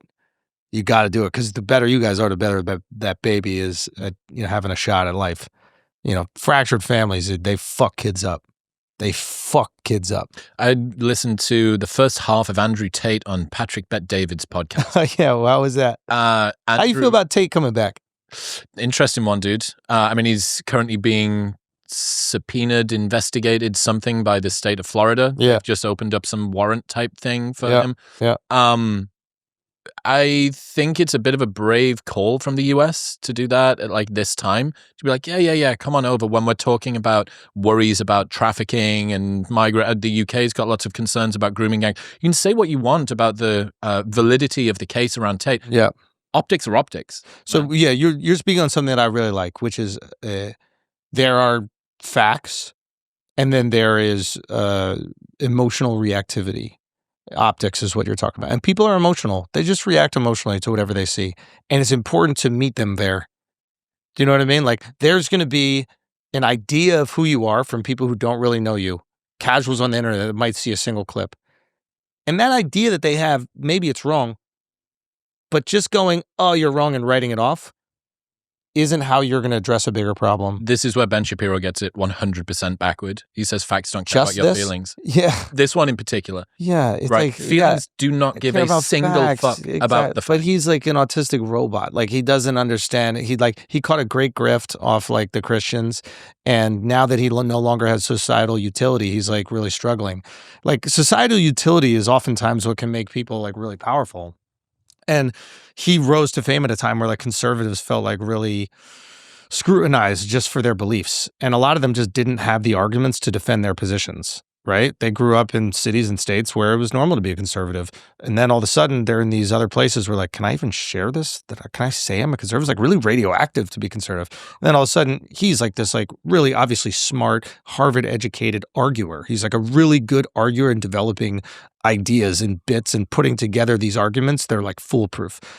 And he handed them off to those people. But now being conservative is more popular, super mainstream, than being Democratic. This was the point I was saying earlier on about, you can speak truth to power and be that sort of, it was almost like rock starry, like kind of like rebellious, anarchistic type thing. It's like, it's just the kind of position that most people hold now around a lot of we probably should be careful about what we're doing to teenagers. Hormones. We should probably be a little bit concerned about. So now that it's the norm, he no longer has the same societal utility. That's interesting. And then Israel-Palestine happens. And now the base doesn't agree with him. And now they're like, well, we don't need you for the arguments. It's like normal to be conservative now. It's like, if anything, Democrats need the arguments, right? So now they're like, and we don't agree with you on the Israel-Palestine thing? Man, the fuck out of here. But yeah, I mean, when you think about So he caught a good grift, but, the grifts only last for so long. What'd you make of the Tate thing? Him coming back? I mean, he's an American citizen. You have to protect American citizens. And just because he hasn't been convicted of anything, he hasn't been convicted of anything, he's an American citizen. We have to protect our citizens. And you're allowed to say whatever you want as an American. This is free speech. We believe in all those things. So, like, there's no question whether you have to let an American back. Of course you have to let an American back. Now, the emotional reaction is, you were talking crazy shit about America, and then when you get clipped over there in Romania, now you're coming back to daddy. So I need you to acknowledge who the GOAT is. I don't need you talking about the West this and America's dad and the West is falling. Well, why are you coming back to the fall? Like, when it got rough and they were locking you and your brother up, probably wrongfully, I don't know, he's not convicted. Like, if there was enough to convict, they would have convicted, right? But you came running back. So I need you to at least acknowledge why you came running back. You've probably heard me talk about Element before. And that is frankly because I'm dependent on it. And for the last 3 years, I've started every morning with Element in a cold glass of water. It's a tasty electrolyte drink mix with everything that you need and nothing that you don't. Each Grab and Go stick pack contains a science-backed electrolyte ratio of sodium, potassium, and magnesium with no sugar, no coloring, no artificial ingredients, or any other junk. It plays a critical role in reducing muscle cramps and fatigue while optimizing your brain health, regulating appetite, and curbing cravings. The reason that I keep harping on about this is because I genuinely feel the difference when I take it versus when I don't, and I'm going to continue to talk about it until you do too. Best of all, they've got a no questions asked refund policy with an unlimited duration, so you can buy it for as long as you want, try it, and if you do not like it for any reason, they'll just give you your money back, and you don't even need to return the box. That's how confident they are that you'll love it. Plus, they offer free shipping in the US. Right now, you can get a free sample pack of all 8 flavors with your first box by going to the link in the description below or heading to drinklmnt.com/modernwisdom. That's drinklmnt.com/modernwisdom. There's definitely an amount of irony around saying, because it's the best. I love Romania. I love Romania. Why did you move to Romania when you first moved to Romania? I love Romania because it's corrupt. You can pay the police off. The laws basically don't exist and you can get anything done you want. And then 5 years later, 3 seconds later. It being like, this country's so corrupt and the police don't really seem to care. It's like chickens roosting. That's the thing. I think that's the thing right there. Like, obviously he's a phenomenal communicator and he understands culture. He understands like trends that are popping up. I'm not talking about like a trend like wearing fucking clothing. I'm talking about like ideological and emotional trends, like what people taps into what people are feeling. He can fucking tap in. There's no question. But there is a part of me that is like, you talk crazy shit about America, and now you're coming back because you got in trouble. I need to know, like, everybody, a lot of people gave Brittany Griner shit when she got arrested in Russia, right? They gave her a lot of shit for, like, kneeling for the anthem and then asking America to help her to get back. Where's the Brittany Griner treatment? Where's this Brittany Griner energy? Now, people are emotional, so it doesn't really matter. They're like, I can look past that because he's satisfying these other concerns that I have emotionally, and he's voicing it in the most eloquent way, and he really makes me feel seen and heard. So they'll look past this other shit. But to me, I'm looking at this Brittany Griner. Now, I want Brittany back. You know, should she have had the weed in her fucking thing? No, don't bring fucking a weed pen into Russia. You know that they might try to use this as for some political leverage in this situation that we're in. It's annoying. You shouldn't have fucking done it. And you put America in a position where we got to give you back the Nicolas Cage guy from the movie, right? We wait to give you Nicolas Cage back to get Brittany Griner, right? But at the end of the day, she's an American, and if American gets clipped, we're gonna ride for our boys, our girls. Yep. Yeah. It's gonna be interesting to see what happens, man. Holy fuck! Like, I just can't. This goes back to what I said before about the pace of the news. Yeah. Like every single hour. You remember when Trump got shot in the ear? Yeah. Were you online? Were you like, I mean, everybody kind of got dragged online when it happened. Yeah. I remember I was in Montana. I was in Bozeman, Montana. Of course. Sat at dinner. You know, every single person is just like glued. Fog of war. No one has any. And I remember thinking, this is the quickest I've ever seen news move. Yeah. And now, if you're offline for 4 hours, you come back on and you're like, holy, what? That happened? What? In how long? Dude, I took a nap today. I woke up and he's doing the press conference for like the Doge cuts in front of like the whole Senate. And there's like, they're kicking out hecklers. I thought it was like one of my shows. It was like, I think Al Green got like escorted out of the Senate. It was amazing. I mean, and then the reactions on the internet was, it's a lot. But that's the thing this is the tricky thing about like the administration right now. Like, they're understanding like the mechanism of politics, like being a good politician, as much as we go, oh, I hate politicians, it is valuable in that like you want to be able to disseminate information that Americans already support in a way where they feel comfortable continuing to support it. I don't know if there's any American out there that's like, I like waste, I like corruption, I like fraud. All of us unanimously are like, yeah, I think the government's got some waste, corruption, and fraud, and we should get that out of there. Those should be a bipartisan victory for America. And I think that the way that's kind of being positioned, and there's like a little antagonism in it, and there's not maybe, and Elon's on this too. He's responsible for this too. It's a little bit antagonistic. Yes, no need to twist the knife. It's like you already got everybody on board. And then when you like fire some people and have to rehire them, it's okay to be like, hey, we made a mistake. We're humans. We're going to make mistakes, and we're going to do our best. As opposed to sort of sticking it in the nose of everybody else, like at how useless this is. Yeah, I had this insight a couple of years ago that if you really care about changing people's minds, you'll dial back the sort of aggression of your argument, because very few people are patronized or shamed or passive aggressed into changing their mind.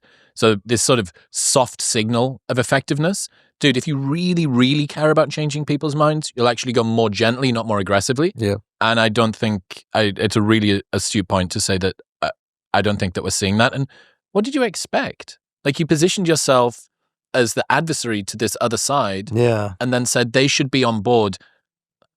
They should take me like whipping them and scorning them and laughing at them and mocking them, and they should still come begging back to daddy. Yeah, it is tricky also because obviously the opposition is going to campaign against whatever the decision is, because I think Democrats are still like, they still think that if you just paint Trump and Elon, all these people as bad, that will allow them to win, when you don't even have to paint them as bad. Like, you just need to give us hope and abundance. Like, all Americans want is abundance. Americans are kind of simple, I'll be honest with you. Like, we're very simple people. What is more? You know, like buffets are popular here. That's more. What is the biggest steak? More. Like Cheesecake Factory. Just more. Give me more. Like, so when Trump goes up and he's like, and also you could just say shit without doing it and we like it. Like when Trump goes Greenland, I think that might be ours. We go, that seems more. Mm-hmm. That seems like a lot more. Mm-hmm. I like it. Mm-hmm. If that never happens, it's fine. What Democrats need to do is, in my opinion, just start saying the things that you want to do that give me abundance and be radical about it. Stop being concerned about like pissing every little group off. Be radical. I need an outsider Democrat to go, eggs are $1. We're capping it. We're subsidizing it like we subsidize corn. If all these corn and dairy farmers get their money, why can't the egg farmers get theirs? It's $1 for eggs. That's what it is. When we get in, it's $1 for eggs. I guarantee you, saying, hey, we're taking that land over there. We're building 10,000 affordable housing units, and we're going to drop the price of rent by 30% in this city. And then saying, I don't give a fuck about what these fancy developers think they're going to do with it. It's going to be affordable housing. We're going to drop. Say some shit. Be risky. We liked Bernie because he was like taking shots at all these billionaire corporations. Like, who the fuck is this guy? Like, I need you to be brave, but understand who the bad guy is. They're looking at Trump and Elon and going, those guys are the bad guys. No. The majority of the country voted for them.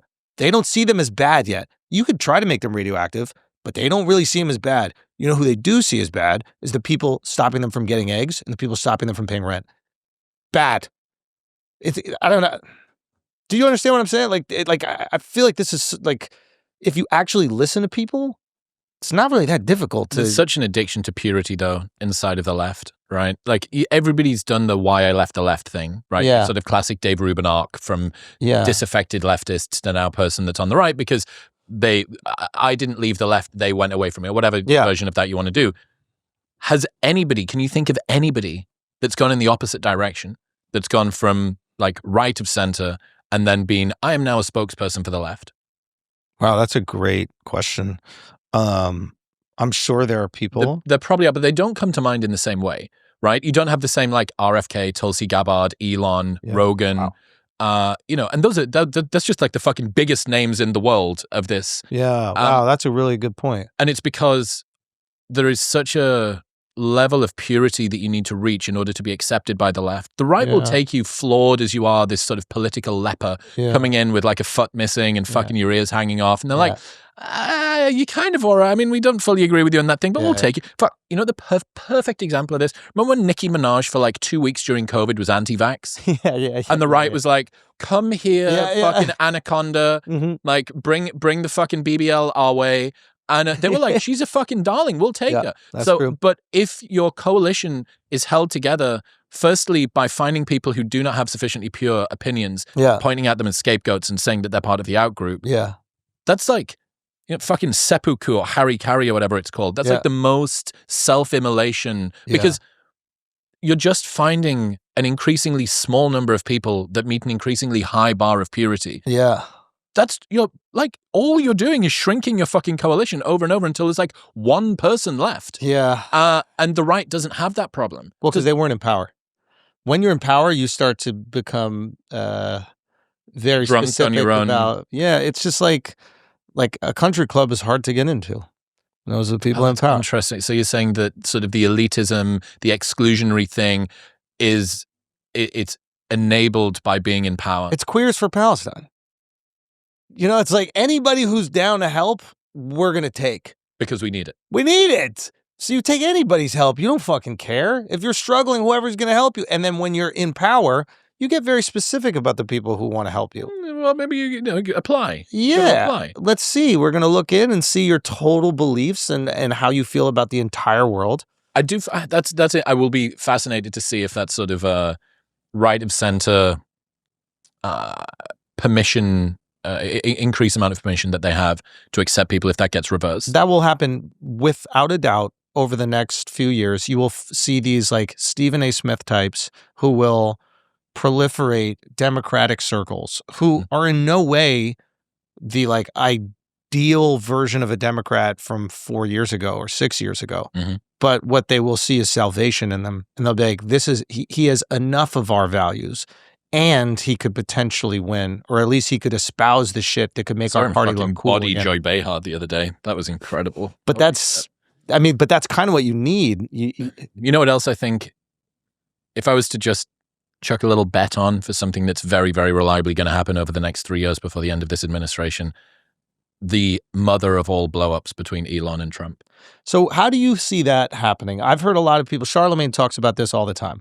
Charlemagne thinks Trump is going to put him in prison.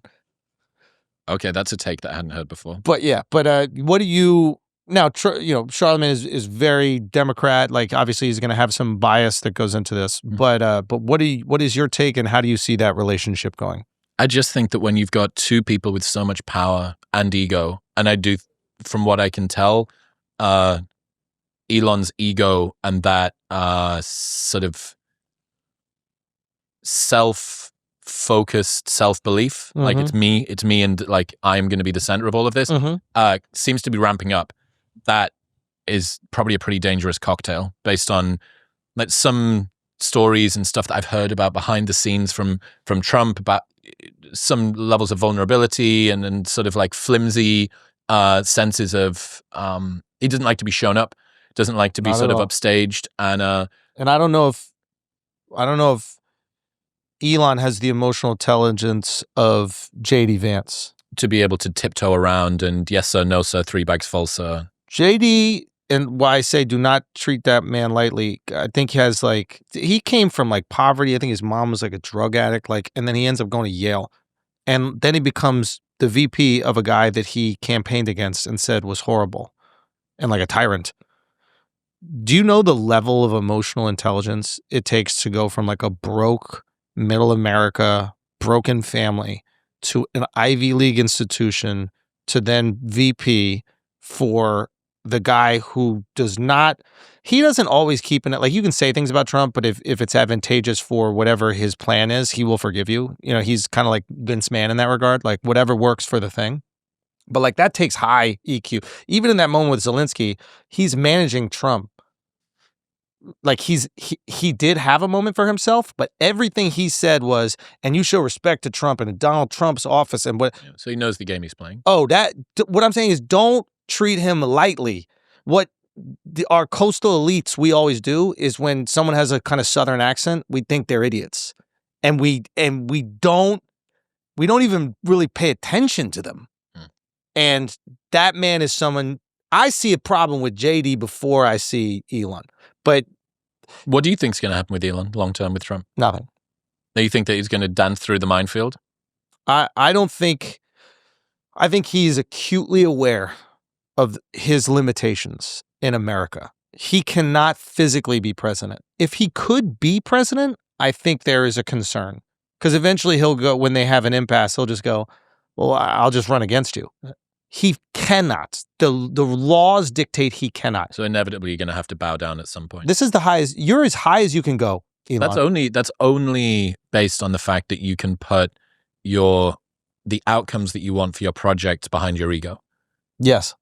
And I'm not sure which one is going to be the bigger priority. The only other thing he could do is leverage the Democrats, which have already made him radioactive. Like, no Democrat can side with Elon. So Elon is as far as he can go in America. He can't go any further. Like, this is outside of being president. Like, there's that great line in Game of Thrones where like Cersei is talking to Littlefinger, and Littlefinger is like, you know Littlefinger, the character, and Littlefinger goes, what I've learned over the years is that, knowledge is power.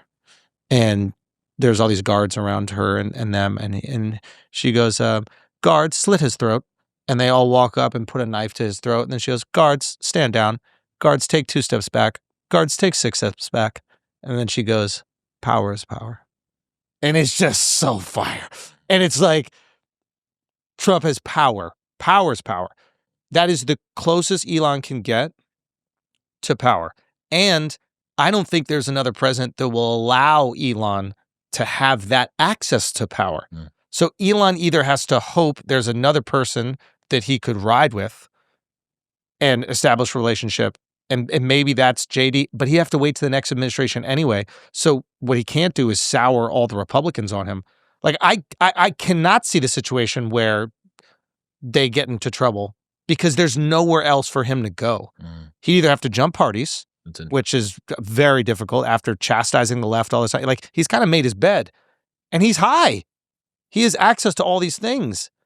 And I think it does benefit him the most if America is successful because all his businesses are tied up in America. He could jump ship to another country, but that's not the thing I worry about because I think he's smart enough to understand the position he's in. Eventually you hit this is what happens with all rich people that actually want to move weight around. You hit the impasse of government and you have people who are way less successful than you, way poorer than you, telling you whether you can or can't build a factory or do whatever you want to do. And in that moment, they go, fuck, I just worked my ass off. I got fucking yachts and everything, and now I got to go kiss this guy's dick. Like you saw them all lined up behind Trump during the inauguration. Zuckerberg, Bezos, everybody went to kiss the ring. And he set them up, letting everybody else know they're kissing the ring. And I think Elon goes, I got the best seat. It don't get better than this. And this guy trusts me and believes in me. I can't fuck this up. And he's dealt with governors, mayors, and all this other shit that he doesn't respect at all. So he's like, it's not going to get better than this. I don't think he can ruin it. If they change the rule to let non-citizens become president, now we have an issue. But Trump would never change that rule because that's his security blanket right there. It's actually kind of like brilliantly done by Trump. It's ride with me against the left. Now Elon can't go to the left. So he has to be loyal to you. It's like he's Zelensky. Well, like, everybody that's associated with Trump is so unspeakable and toxic that they're never going to be allowed back. So now you got the loyalty built right there. Yeah. Can I ask you a question about Russia? Mm-hmm. Do you feel an existential threat? Do you think Russia is an existential threat as a European? That's an interesting question. So no, at least, but the UK and Europe feel like very different places. Forget Brexit, forget the fact that we actually left the European Union. Yeah. We just don't think about that. I think that people in the UK feel that they are much closer to America and are under they're on, maybe not quite on par, but that they're in that circle much more than we are with fucking Norway or Finland or Switzerland or some shit. But I understand that a lot of people are worried about in Europe, what does the potential support of Russia or lack of support for the Ukraine mean? Is Russia just going to keep on bowling through? It's fucking Donbass, Paris, and then London. Yeah. What's going to stop? I don't know. I think, to be honest, I think that the UK has got such huge fucking domestic problems at the moment that they're not even worried about it. No. I was speaking to a comedian named Ari Matti, and he's from Estonia. And he grew up like feeling Russia as an existential threat. And he's like, yeah, like we get taught all the time that like they could come invade. And they're like, yeah, they're teaching them in Russian schools that like Estonia is actually part of Russia and one day we'll get it back. Like, so Americans, we're so far away from this idea of like Russian invading. I was trying to understand Zelensky's like confidence going into this meeting with Trump. Like I didn't understand why he felt comfortable pushing back. Because I think the American perspective is like, you guys can't survive without us. That's the perspective to any country we kind of give weapons to. It's like, you can't do it without us, right? And I think that's a lot of times like the hotbed conversation even with Israel-Palestine here is that like the perspective for Americans is like Israel cannot defend itself without American weapons. So applying pressure to America is what actually stops the war, right? Now, I don't even know if that's true. I don't know if maybe Israel can. I'm not sure. But that's the American feeling, right? So when he said that to me, I was like, oh, shit. Maybe that's why Zelensky had so much confidence in that meeting, because he's like, oh, yeah, everybody knows that Russia will just steamroll into Europe. And then so all these European countries won't let that happen. And we're the heroes fighting at the front line to make sure that Paris is not part of Russia. So they would never, like, I wonder if he walked in with the confidence of like, they would be crazy to not keep funding this because next it's going to be Germany's taking over. Like, of course they're going to give us the money. Because that's the only thing that could justify the attitude in the room. Does that make sense? Yeah, absolutely. Well, you've definitely got, it feels like you've got an ace in your pocket and you think, what the fuck is that? Yeah. Like, why is it that you're not that worried? I don't know, man. I mean, how quickly we forgot about the issue of Russia and Ukraine because everything kicked off in Gaza, and then how quickly we've forgotten about Gaza now that Russia and Ukraine are back in the headlines. Wow. Isn't that, yeah, we stepped away from it completely. I used to see people's windows change in New York. It was a Black Lives Matter flag. Then it got taken down, and then it was a Ukraine flag, and it got taken down, and then it was a Palestine flag, and then it got taken. Now we're back to a Ukraine flag. It's like, what do you think's going on with the Epstein list? You see this? It's been treated like the fucking longest album drop of all time. People holding it like it's the fucking Wu-Tang Clan's unreleased mixtape. They're like, George R.R. Martin, when are you going to release the next Game of Thrones? Like, Jesus Christ, dude. Yeah, I don't know. My suspicion is that most of these things are far less interesting than we build them up to be, and that I think in our brains, when we build out justifications for them for these things, we remove the idea of incompetence. Incompetence never exists in a conspiracy, right? As conspiracy is always like this nefarious intent that was like thoroughly plotted and executed. Like even like the 9/11 is an inside job thing. And I think that there's been a lot of details on this. My suspicion is that like there was probably American intelligence agencies that were aware that a plot was being planned. And this is where the arguments, did they purposely let it happen so that this could, or were they pushed to let it happen? Mm-hmm. Or did they not take it seriously and then it happened, and then everyone at that agency that's in a position of power is going, fuck, oh, this is my fault. I let this fucking shit. Okay, we got to find a way to make it seem like this is not on. And my suspicion is that is most conspiracy stuff, where it's like there's some incompetence and then someone trying to cover up incompetence, and that leads to this insane conspiracy because this person's trying to protect a lie. There's a so the Epstein thing. Yeah. Well, I mean, look, people hold two very contradictory thoughts in their mind at the same time. One being, government is so useless that we need this South African guy to come in and rip it apart, and they couldn't run a piss up in a brewery, and they're all spending all of their time speaking to donors.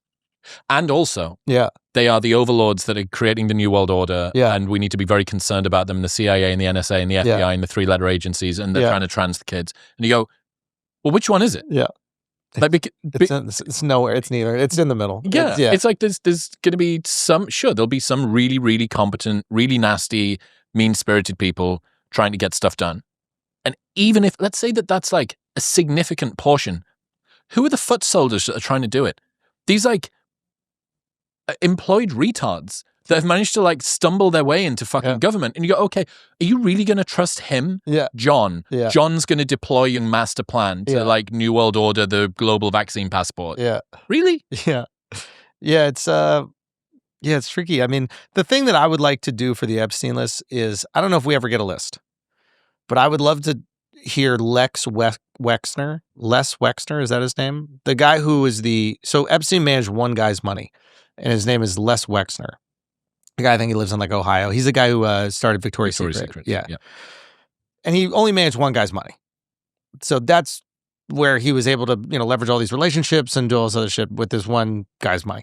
And I don't think Victoria's Secret is what it used to be. Like, I don't think girls are buying like Victoria's Secret lingerie anymore. Like, I think the business is kind of it will be in Target soon or something, right? So now he does, and he's also like 90 years old. Give him immunity and just tell us what's going on. Were you compromised? Was it Mossad? Was it CIA? Was it both? Like, just tell us, give somebody immunity and tell us what happened. Like, even the Ghislaine, I can't trust the immunity because her dad was all fucking mobbed up or whatever. So this guy is the guy who's the money guy. He's fucking 90. Like, who cares? Yeah. Give him immunity. And then what you'll get is at least, like, we're dying to figure out what the fuck happened. Just give us enough nutrients where we can move on, right? Like, now it is delicate. Obviously, there's a lot of, like, they're like, release the list. And it's like, okay, well, there's a lot of like girls who are teenagers probably on this list that are like, so I get that. Like, you have to talk to them to make sure that's good before you redact it. But if you got a bunch of fucking senators who are out there, or like these tech people, like, release it. Run it. I just don't know if we ever get it, but I think he is the key. So I would like to know. I think you really can strategically smart move. Just it trickles down. You need money, to be qualified to be in all these circles. They only trust you because you're managing this guy's money. He's got to know something, and he gave you the money instead of Jamie Dimon. He could give anybody the money.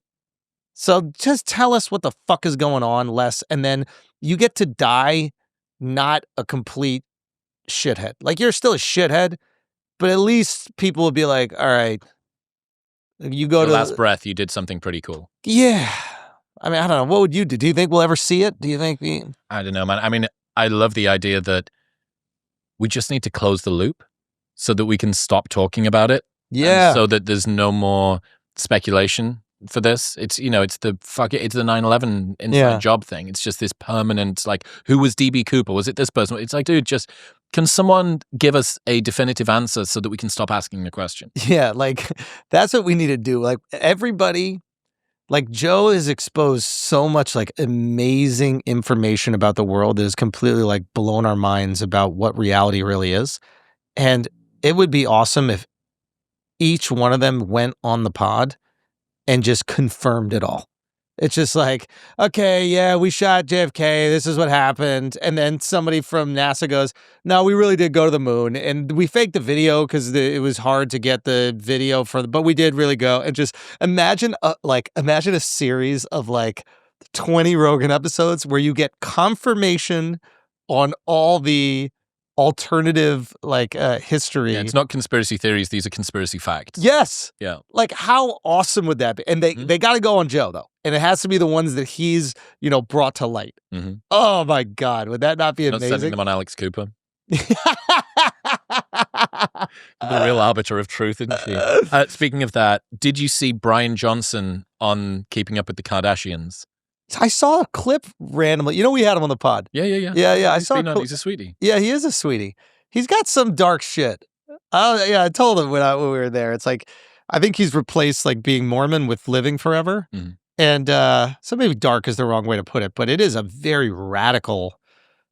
Like, how radical is Mormonism that like you could do that?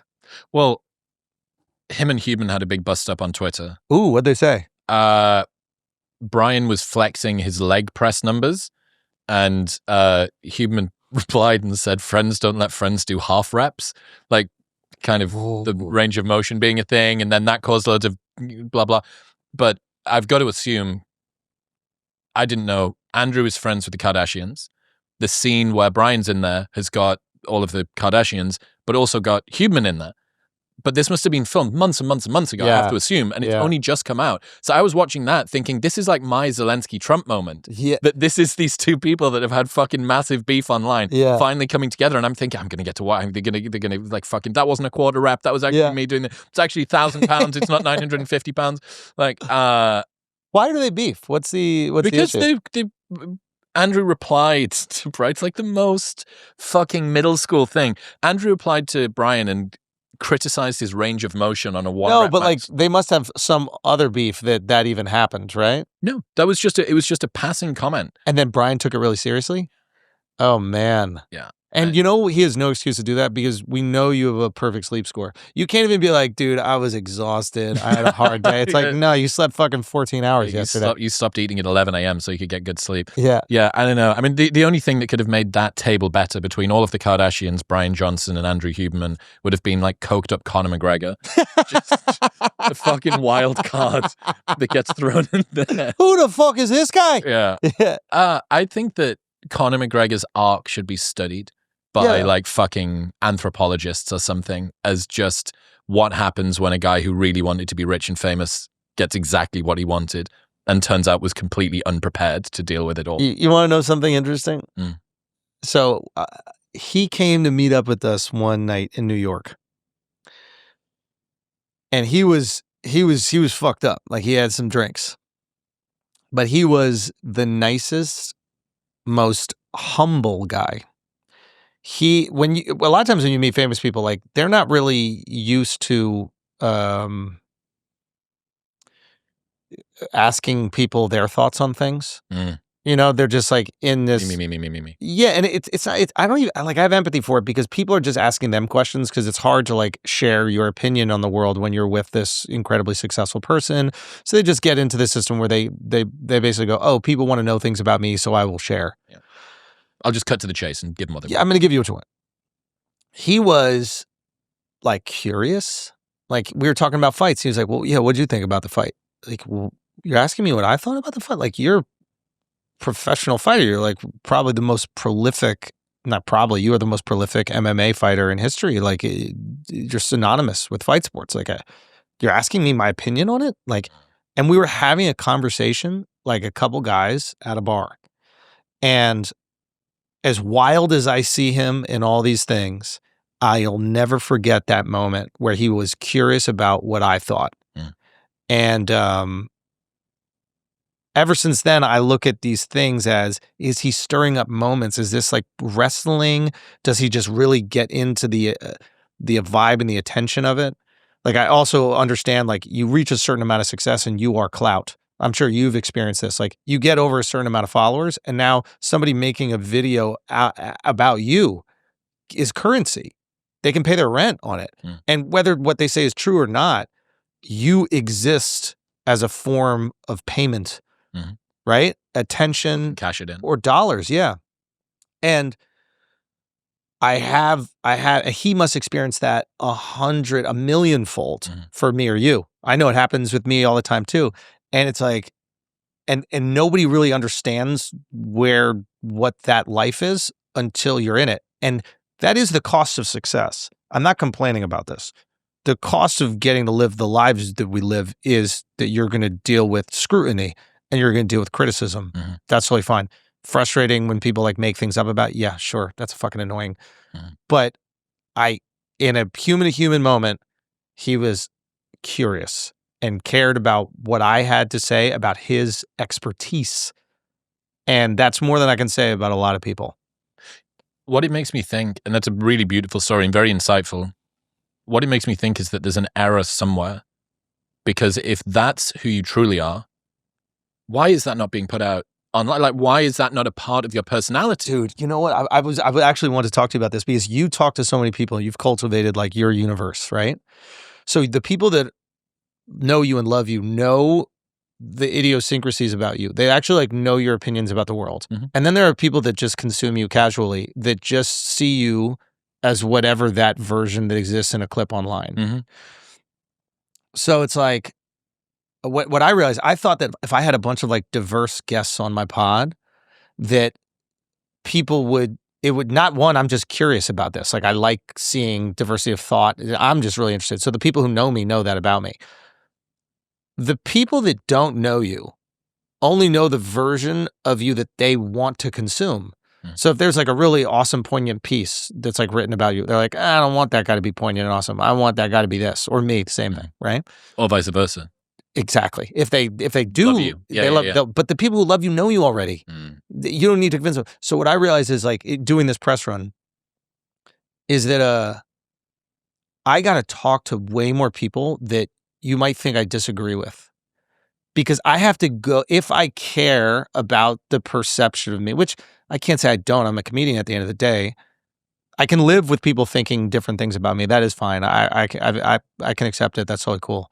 But I realized the way to alter that perception is not bringing people on my podcast. It's going to other people's podcasts, especially people that you might think that we disagree on. And then we get into like a cool, nuanced conversation and you realize, and I see it happen in real time. They're like, oh, wow, actually, yeah, that kind of does make sense. And, oh, wow, I didn't think that you would have that perspective. It's like, yeah, of course you didn't. Like, the Venn diagram overlaps way more than we thought it would do. And I have empathy for it. I get why you thought that. Like, you just consume content about me in the same way that I consume content about Ben Shapiro. Like, I'm sure Ben is way more nuanced than I just described him earlier on the pod. Like, I'm sure there's people who like really know him and understand his beliefs, and there isn't this like rigidity that he puts out online when he's like scolding a college kid. You know, maybe there's moments where he has a lot more empathy for that college kid who's, you know, battling with his identity or battling with, you know, wanting to make the world a better place. And his opinion is a little different than Ben's. But if I only get that version that I only consume, you know, that's what I think. And we have to kind of live with that. because we are what we put out in the world. And if what we put out in the world can get clipped up and put into these different things, that is the cost of be the ready. light we have. Be ready for that to happen. Yeah, there's this idea called tilting at windmills. An online stranger doesn't know you. All they have are a few vague impressions of you, too meager to form anything but a phantasm. So when they attack you, they're really just attacking their own imagination, and there is no need to take it personally. Yeah. So that tilting at windmills things, I wanted to ask you this, actually. The concern real quick is like you would hope that doesn't become a trend. Well, like I've seen that happen with me. Like people like like an idea like creates about me that's just like not true. Mm-hmm. And then anybody that doesn't like me for whatever reason, maybe you have good reasons to not like me, it just becomes another justification for not liking me. They hold on to the phantasm, right? And then that becomes, but what did we say before? That feelings don't care about the fact. Exactly. So, it doesn't matter. Yeah. And unfortunately, what did we also say before? Optics really are sort of the most important thing.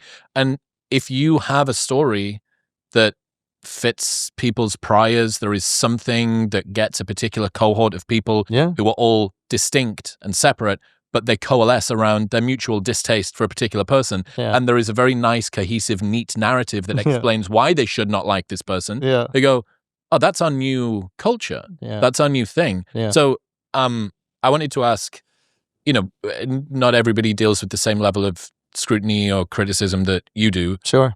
But what have you learned about how to care less about the opinions of other people, how to sort of take criticism well? I think that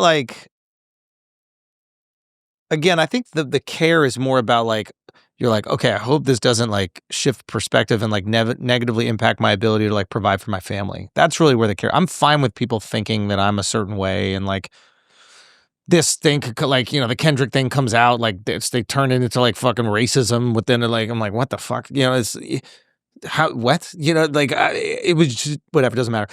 And then, and I'm like, okay, I'm fine. Like the internet just moves on eventually. You just let that kind of stuff. You just hope that like it doesn't lock in and then affect your bottom line. But the thing that makes me okay with accepting criticism is that all the people I admire are the most criticized people.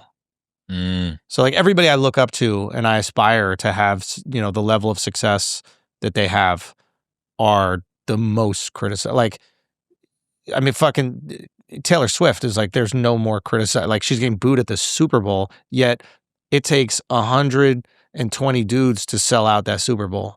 She could do it by herself 4 nights in a row. You know what I mean? So she's sitting there getting booed, but she's also like, this is cute. I remember doing this. I remember doing this little stadium. You know what I mean? Like, so there is this version where I'm okay with the criticism. I'm fine with it. My concern is more like the false narratives catching heat because there is like an attention or currency that you could build around it. And I don't really know how to like thwart that. I wish I had like some people are like really good at like addressing narratives. Strategy, like Dave Portnoy maybe. Portnoy is just like Portnoy, 50 Cent is amazing. Like anything pops about 50, he's on that ass. Yeah. And I'm probably a little more passive because I'm like, I'm just going to put out the art. I'm going to put out my special and you'll get a sense of who I am, or I'll talk to people on the pod and I'll do these things. And also you can't respond to people who don't really have a face. So you can't respond to ideas. Like I can respond to Kendrick because Kendrick is the biggest rapper in the world. Can't respond to like some YouTube video. It's just in my mind, I'm like, okay, now I'm just blowing that thing up. I'm just adding gas to it. Yeah, the Kendrick thing was interesting. That was wild. Does that even hit your radar? Like I'm so confused about who knows about these things. I didn't see this happen. Oh wow. I didn't see it. I did when I started doing a little bit of prep for today. Yeah. And I was like, oh, Schulz got in some Super Bowl beef. Yeah. That was so it's like it's just so this is so funny too. Is like whenever you go through something, you think it's the biggest thing. That's another thing I learned. It's like no one really cares. Like it doesn't really matter. Like you think it's big, but like the reality, most people don't. And we exist in these little bubbles. So like a bubble cares about it for a second. When I go out to dinner, nobody cares. Hey, if we can forget about October 7th because Zelensky sat down with Trump, we can forget about the Super Bowl. That's a great way. That's right. So I need another tragedy. Just sow the seeds of another fucking international incident. That's what they say. You kill a story with a story. I remember this was AS level sociology or AS level media studies before I went to university. And What's AS? so in the UK, 16, 17, 18, you go to what we call college, which is before university. Got it. And you do AS level and then you do A level. AS is the first year, A level is the second year. Yeah. And that's what gets you your grades for uni. Yeah. And I was told this story about the day after. So September 12th, the media manager for a PR company who ended up losing a job because of this quote was caught saying the words publicly, "It's a good day for bad news." And if you go and you look at the newspapers, September 12th, September 13th, September 14th, page 64, page 74, toxic spill, accounting error, fucking recall for dangerous product. All Building 7. Yeah. Very good. Yeah. The people just dumping this stuff out there. But yeah, I think I heard this really interesting sentence the other day. I just don't care about people misjudging me anymore. And I really love that sentence. Yeah.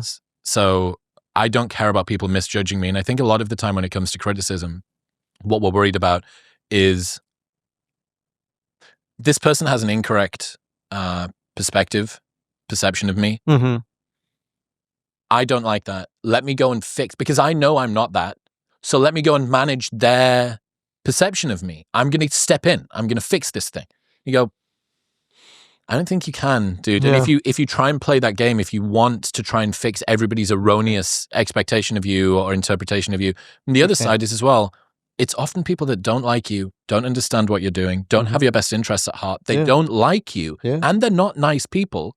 Yeah. And you're saying, that person, that particular individual or group of individuals misjudged me. Yeah. And I feel bad. It's like, it's deal insane. with it. Yeah. Yeah. It's like, you ever get an argument with your girl and then,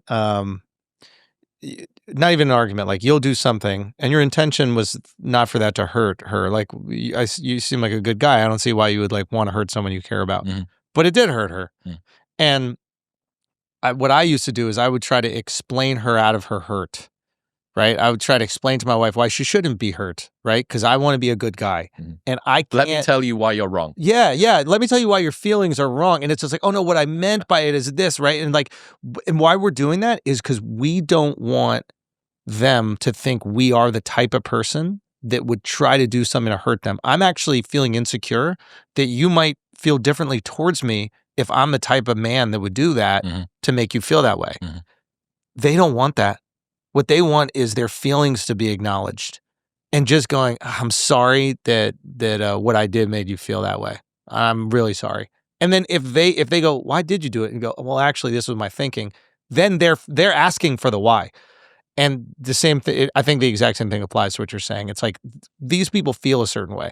Man, I'm sorry that made you feel that way. You know, I am sorry that, but in terms of like, caring about the perception, anybody who's ever like felt a certain way about me that I've had a conversation with, I feel like has left not feeling that way. And so I'm not really concerned about like the misjudgment. The concern is only like, how could it negatively impact opportunities to achieve my dreams? And that's the beauty of like financial success, is that you get to really not care. Like if you're at a number, right? Like if you hit the number where you like, I could stop doing all this and I'm good and my daughter can eat and my wife is safe, and you don't even have to address any of it. You know what I mean? Like if you get to a certain number where you're just like, I'm just creating the shit that I want to create. I don't even care if it makes money. I just love creating things.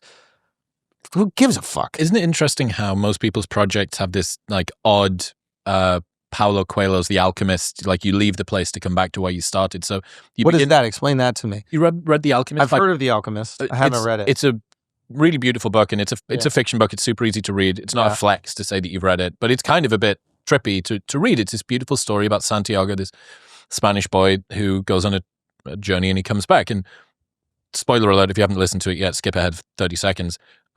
The treasure that he's looking for is in the backyard of the place that he started. And the story's takeaway is going on a journey to end up back where you began is not the same as having never left. And wow. I love that. My point being, with something like stand-up or podcasting or writing or whatever it is that you're into, you start off doing the thing the way you want to because you love it and you've got this passion.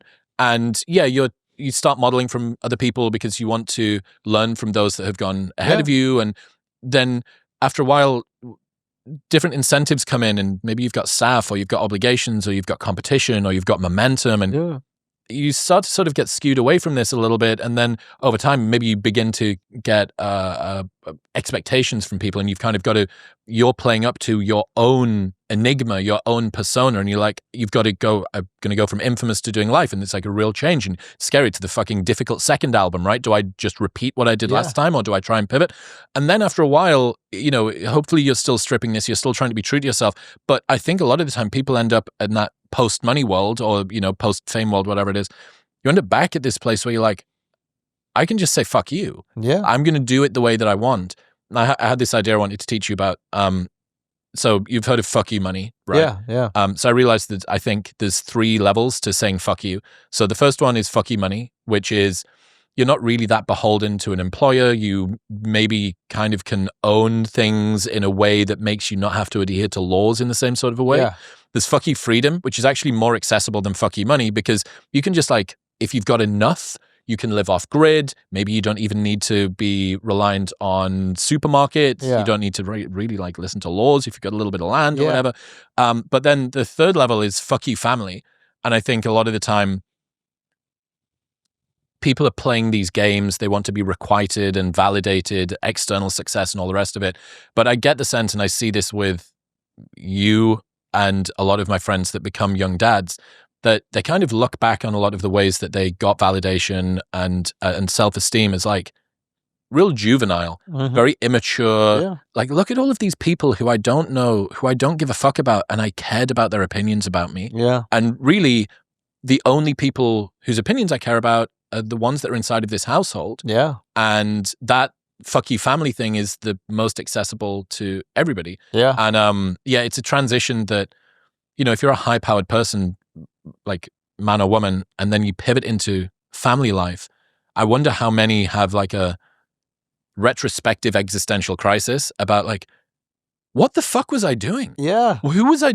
Yeah. I did all of that, and cool. I just didn't know, but holy shit, that my eyes have been opened and I see what the actual game that I was playing. Bro, it is so cliche. So much about having children is cliche, but the hardest day, the most stressful day, the most difficult day, when I open the door and I get back at 6:00 every day.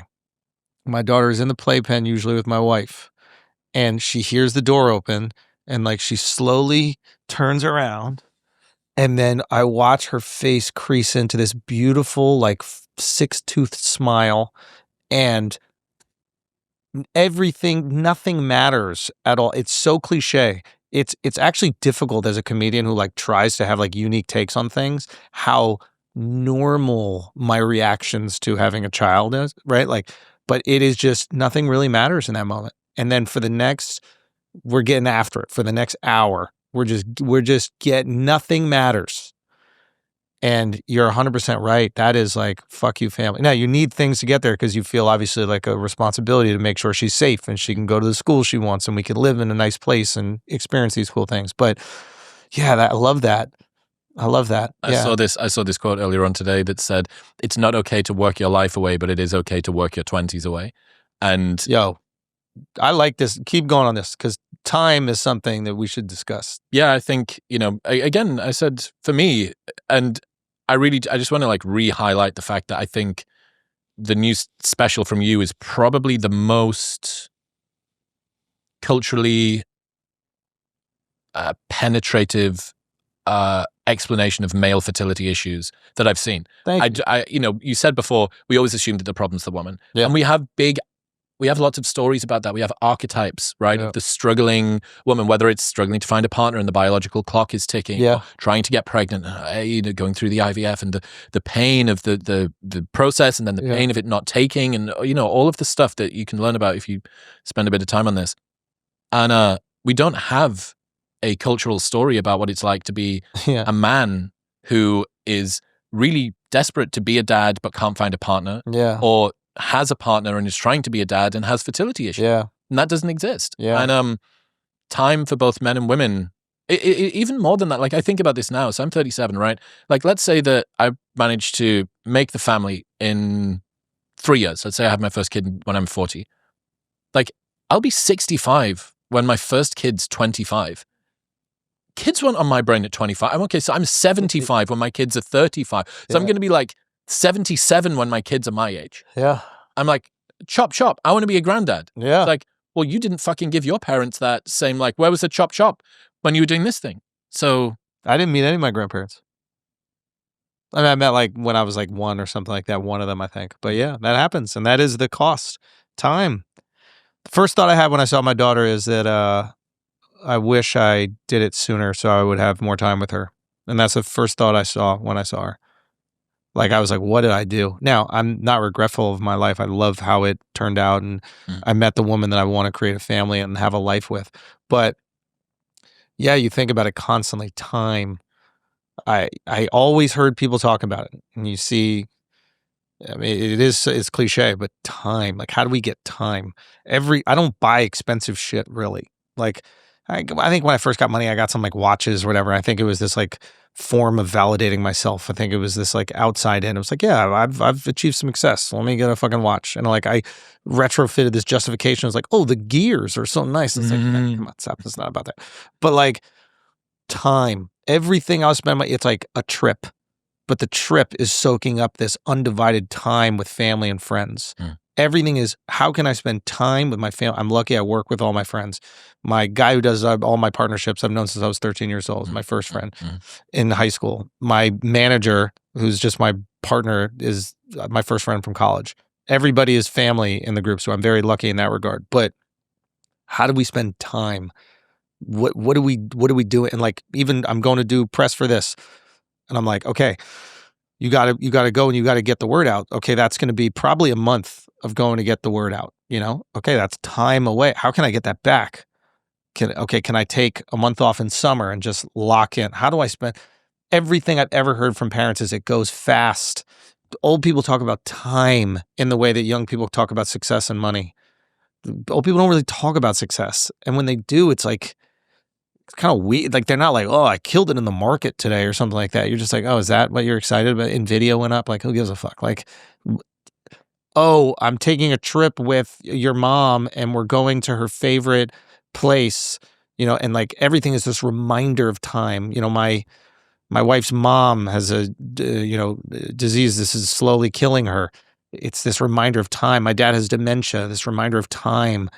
And it's fleeting, and like the memories that I'll have with my dad exist forever, but we'll never make new memories together, you know? And it's like, this is time. Like, how much time do I have with him? How many actual days do I have with him? And yeah, I haven't fully processed like the importance of that, but yeah, it's just this amazing. Yeah, as I reflect back, like I think I have lived a life where I was able to soak up things with my friends, but like I worked. I don't think I've ever not worked 7 days, but like my 20s, I didn't celebrate a birthday. Like, I was just doing comedy on the road for no money. Like, anybody would let me go on stage so I get better at the craft. Like, I still had fun. I had good time with my friend, but I wasn't like partying like some of my friends were. Like, I would say when I was like on TV, I was like, my friends have way better sex lives. These guys are on fucking Tinder doing like, you know, having fivesomes and shit. And I'm just like trying to write jokes. And it was that decade was sacrifice, you know? I didn't drink for like 10 years. I was like, I need to lock in. I gotta get good at this shit. But yeah, I'm fortunate enough to like get a couple bucks and like have a family at 41 years old. All right, maybe we want to have another kid. How can I organize the rest of my life so that I can just spend time, so I can go out to have a dinner with my wife and we're just fucking joking around and like looking at silly pictures of our daughter and busting balls? Just how do we have as many of those moments as I possibly can for the rest of my life? How many times can I like die laughing with my friends? Like, every once in a while you hit that moment where something stupid happens and like we are just on the floor laughing. Can I have 100 more of those? Can I have 1,000 more of those? How can I organize my life so I can have as many of those as I possibly can? And how can I not waste time with people I don't really care about? I think it goes back to what you're saying. It's like, am I going to waste time on trying to deal with like what this person on the internet is saying? Or should I, you know, just read the same book to my daughter 20 times in a row? And like, I should do that, you know? Yeah, time. Well, time. Everything that you say yes to is saying no to everything else. Yeah. So by committing to the argument on Twitter, that's a yes. Yeah. And you have said no to every other experience that could be possible at that moment. And you're ignoring all the people that are supporting you. You're ignoring all the people that are riding for you. You're ignoring all the people like... To focus on the people that hate you. I could message back, like the amount of people that send me like DMs about coming to the show having no clue that it was about the IVF journey, and they're like struggling to get pregnant, and then they'll message me a year later and be like, hey, we just had our first kid, and like it was really cool to see that, and it made it a little more normal for us. Or the people who went through it and felt stigmatized, and then they realized it's like actually something you can kind of laugh at. I should be, and I try to respond to every one of those before I respond to a single person reacting to some fake shit about me on the internet. They should be the bottom of the barrel. They are. So I've been, again, as somebody who as of yet hasn't reached the finish line with family, but is still in the race. You'll get there. And then everything you know will go out the window. I just want to let you know. Because you've got the whole world worked out. I know. You've done a lot of work on figuring it out. And the second that baby comes, it's done. It's none of it makes sense anymore. I am ready for the exit. I can't wait till that pod. Once you have the baby, we got to have another run it back. But I've been thinking about this, that how does somebody like you, or you know, somebody, maybe even more, somebody like me who hasn't got to that finish line yet, how do you make sense of what you did to yourself for a couple of decades? You know, because I did something not too dissimilar with my work rate, and it's still going, and the grind and the drive and all the rest of the stuff. And I do get the sense that even if you retrospectively think, God, if I'd known what I know now about what's most important, I could have done that, woulda, shoulda, coulda done that earlier. But then there's another bit of you that goes, how much did I develop into the person that can be the sort of parent that I want to be financially, emotionally, in terms of closing all of the loops of life and saying, like, I did the things. I fucking toured hundreds of dates for this thing about you. Yeah. And I got to not only create this beautiful tribute to you on stage, I also got to like fucking work it out of my system a little bit. Yeah. No, I don't think you should regret a single thing in your life. Well, the only thing I would say is like, if you had a relationship that you thought had like a lot of promise and you're like, hey, I need to focus on work, and you let it go, that I would go, that's potentially a regret. I didn't have any of those until I met my wife, and I was like, okay, this is it. We're going to do this 100%. And so if you're not, there are some people that do that though. They meet the person that might be like the one for them. I don't know if there's like a one, but there's somebody that they really connected with. It was beautiful and it would have worked. I always tell people that they're like, oh, I don't know if I'm ready to have a kid yet. I'm like, that's fine. But if you do, it will work out. Like you will manage it, and it will make everything in your life that much better. I cannot impress that upon people more. Like, so if you are, and I get the feeling of let me just make myself safe and protected, but you will do that naturally. There's an instinct. Like, what do they say? Every baby comes with a basket of bread. Is that the saying? Like, what's that mean? Yeah, I think it's a biblical saying, but it's like you have a baby and all of a sudden like you start to make way more money than you used to. Abundance comes, it doesn't restrict your ability to do stuff. It actually enables it. Yeah. Okay. So interesting. But yeah, like it seems to me that from our conversation that like you haven't had that relationship in the past that you've shunned. So I wouldn't regret a single thing. Matter of fact, like when that relationship does present itself, hopefully it's the one you're in now. Who knows how that, flourishes or blossoms into something. But like, if it is the thing, go and fucking send it, and then have kids, and just, they're awesome. And I would love that to be part of like the masculinity conversation. I feel like me too. I think I saw you writing some stuff, or maybe it was maybe I was watching you something, but it was something about like there's a lot of talk about masculinity and like what we need to do and how we need to better ourselves, and oftentimes kids aren't put into that equation. Was that you posting about this? And I think that's a great take. Like I would love fatherhood and like what it means to be like a good active father to be part of this idea of like the modern male.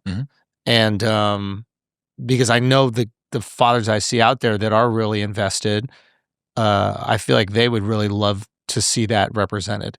That it's not just about like fucking, how your squats are a quarter or whatever. You know what I mean? It's like, who gives a fuck how much you can squat? Like or the bank account or the follower number. Yeah, it's like, none of that shit matters. Like when you see a dad that sucks with their kid, you're not envious that they have a boat. You're just like, you're a fucking loser. And then when you see those kids that hate their parents, you know what I mean? You're not envious of those parents at all. Regardless of what they've got. No, but when you see like the dad walk home and these videos of like the 3 kids run to the door, it's like impossible to not want 1 million kids. Did you see, dude, this video fucking made me tear up the other day. It's a Ring doorbell, or maybe like the inside of a house thing. And this little daughter must be 3 or something. Yeah. And she says, Daddy, are you going to the gym? And he says, yeah, Daddy's going to the gym. And she like turns away from him. She goes, wow, I'm so proud of you. And the dad just freezes. Yeah. And he like picks her up. And I'm just like, holy fuck. Yeah. Like, what are we doing? What are we doing dude. that isn't just fucking... Yo, this is the most pro-natalist podcast. We need that. I think we need a lot. I mean, you know, Elon's got his version of saying it. He's like, and he's like very brutalist about it. He's like, oh, the population numbers or whatever. That's not mathematics. It's not what people react to. Like a video on the internet, I don't know if you saw the one where like the guy opens the door and he noticed there's all these cups that were placed in front of the door by his kids, but he doesn't walk into them because he sees the cups. And then he realizes that was their prank. Again.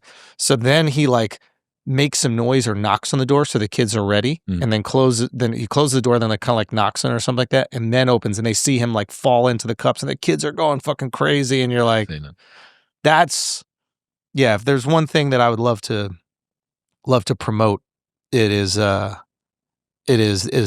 Well, you've done it, man. I really, really am so proud of what you did with this new special. It's really, really fucking special. I'm proud of you, man. It's awesome to see what you've built, and I was really stoked to have this conversation with you. So thank you so much for taking the time, brother. Me too. Live. Stream it on Netflix right now. Yeah. Appreciate you. Thank you for making it to the end of this episode. And if you enjoyed that conversation with Andrew Schulz, you'll love my chat with Tom Segura, which is just here. Go on. Press it.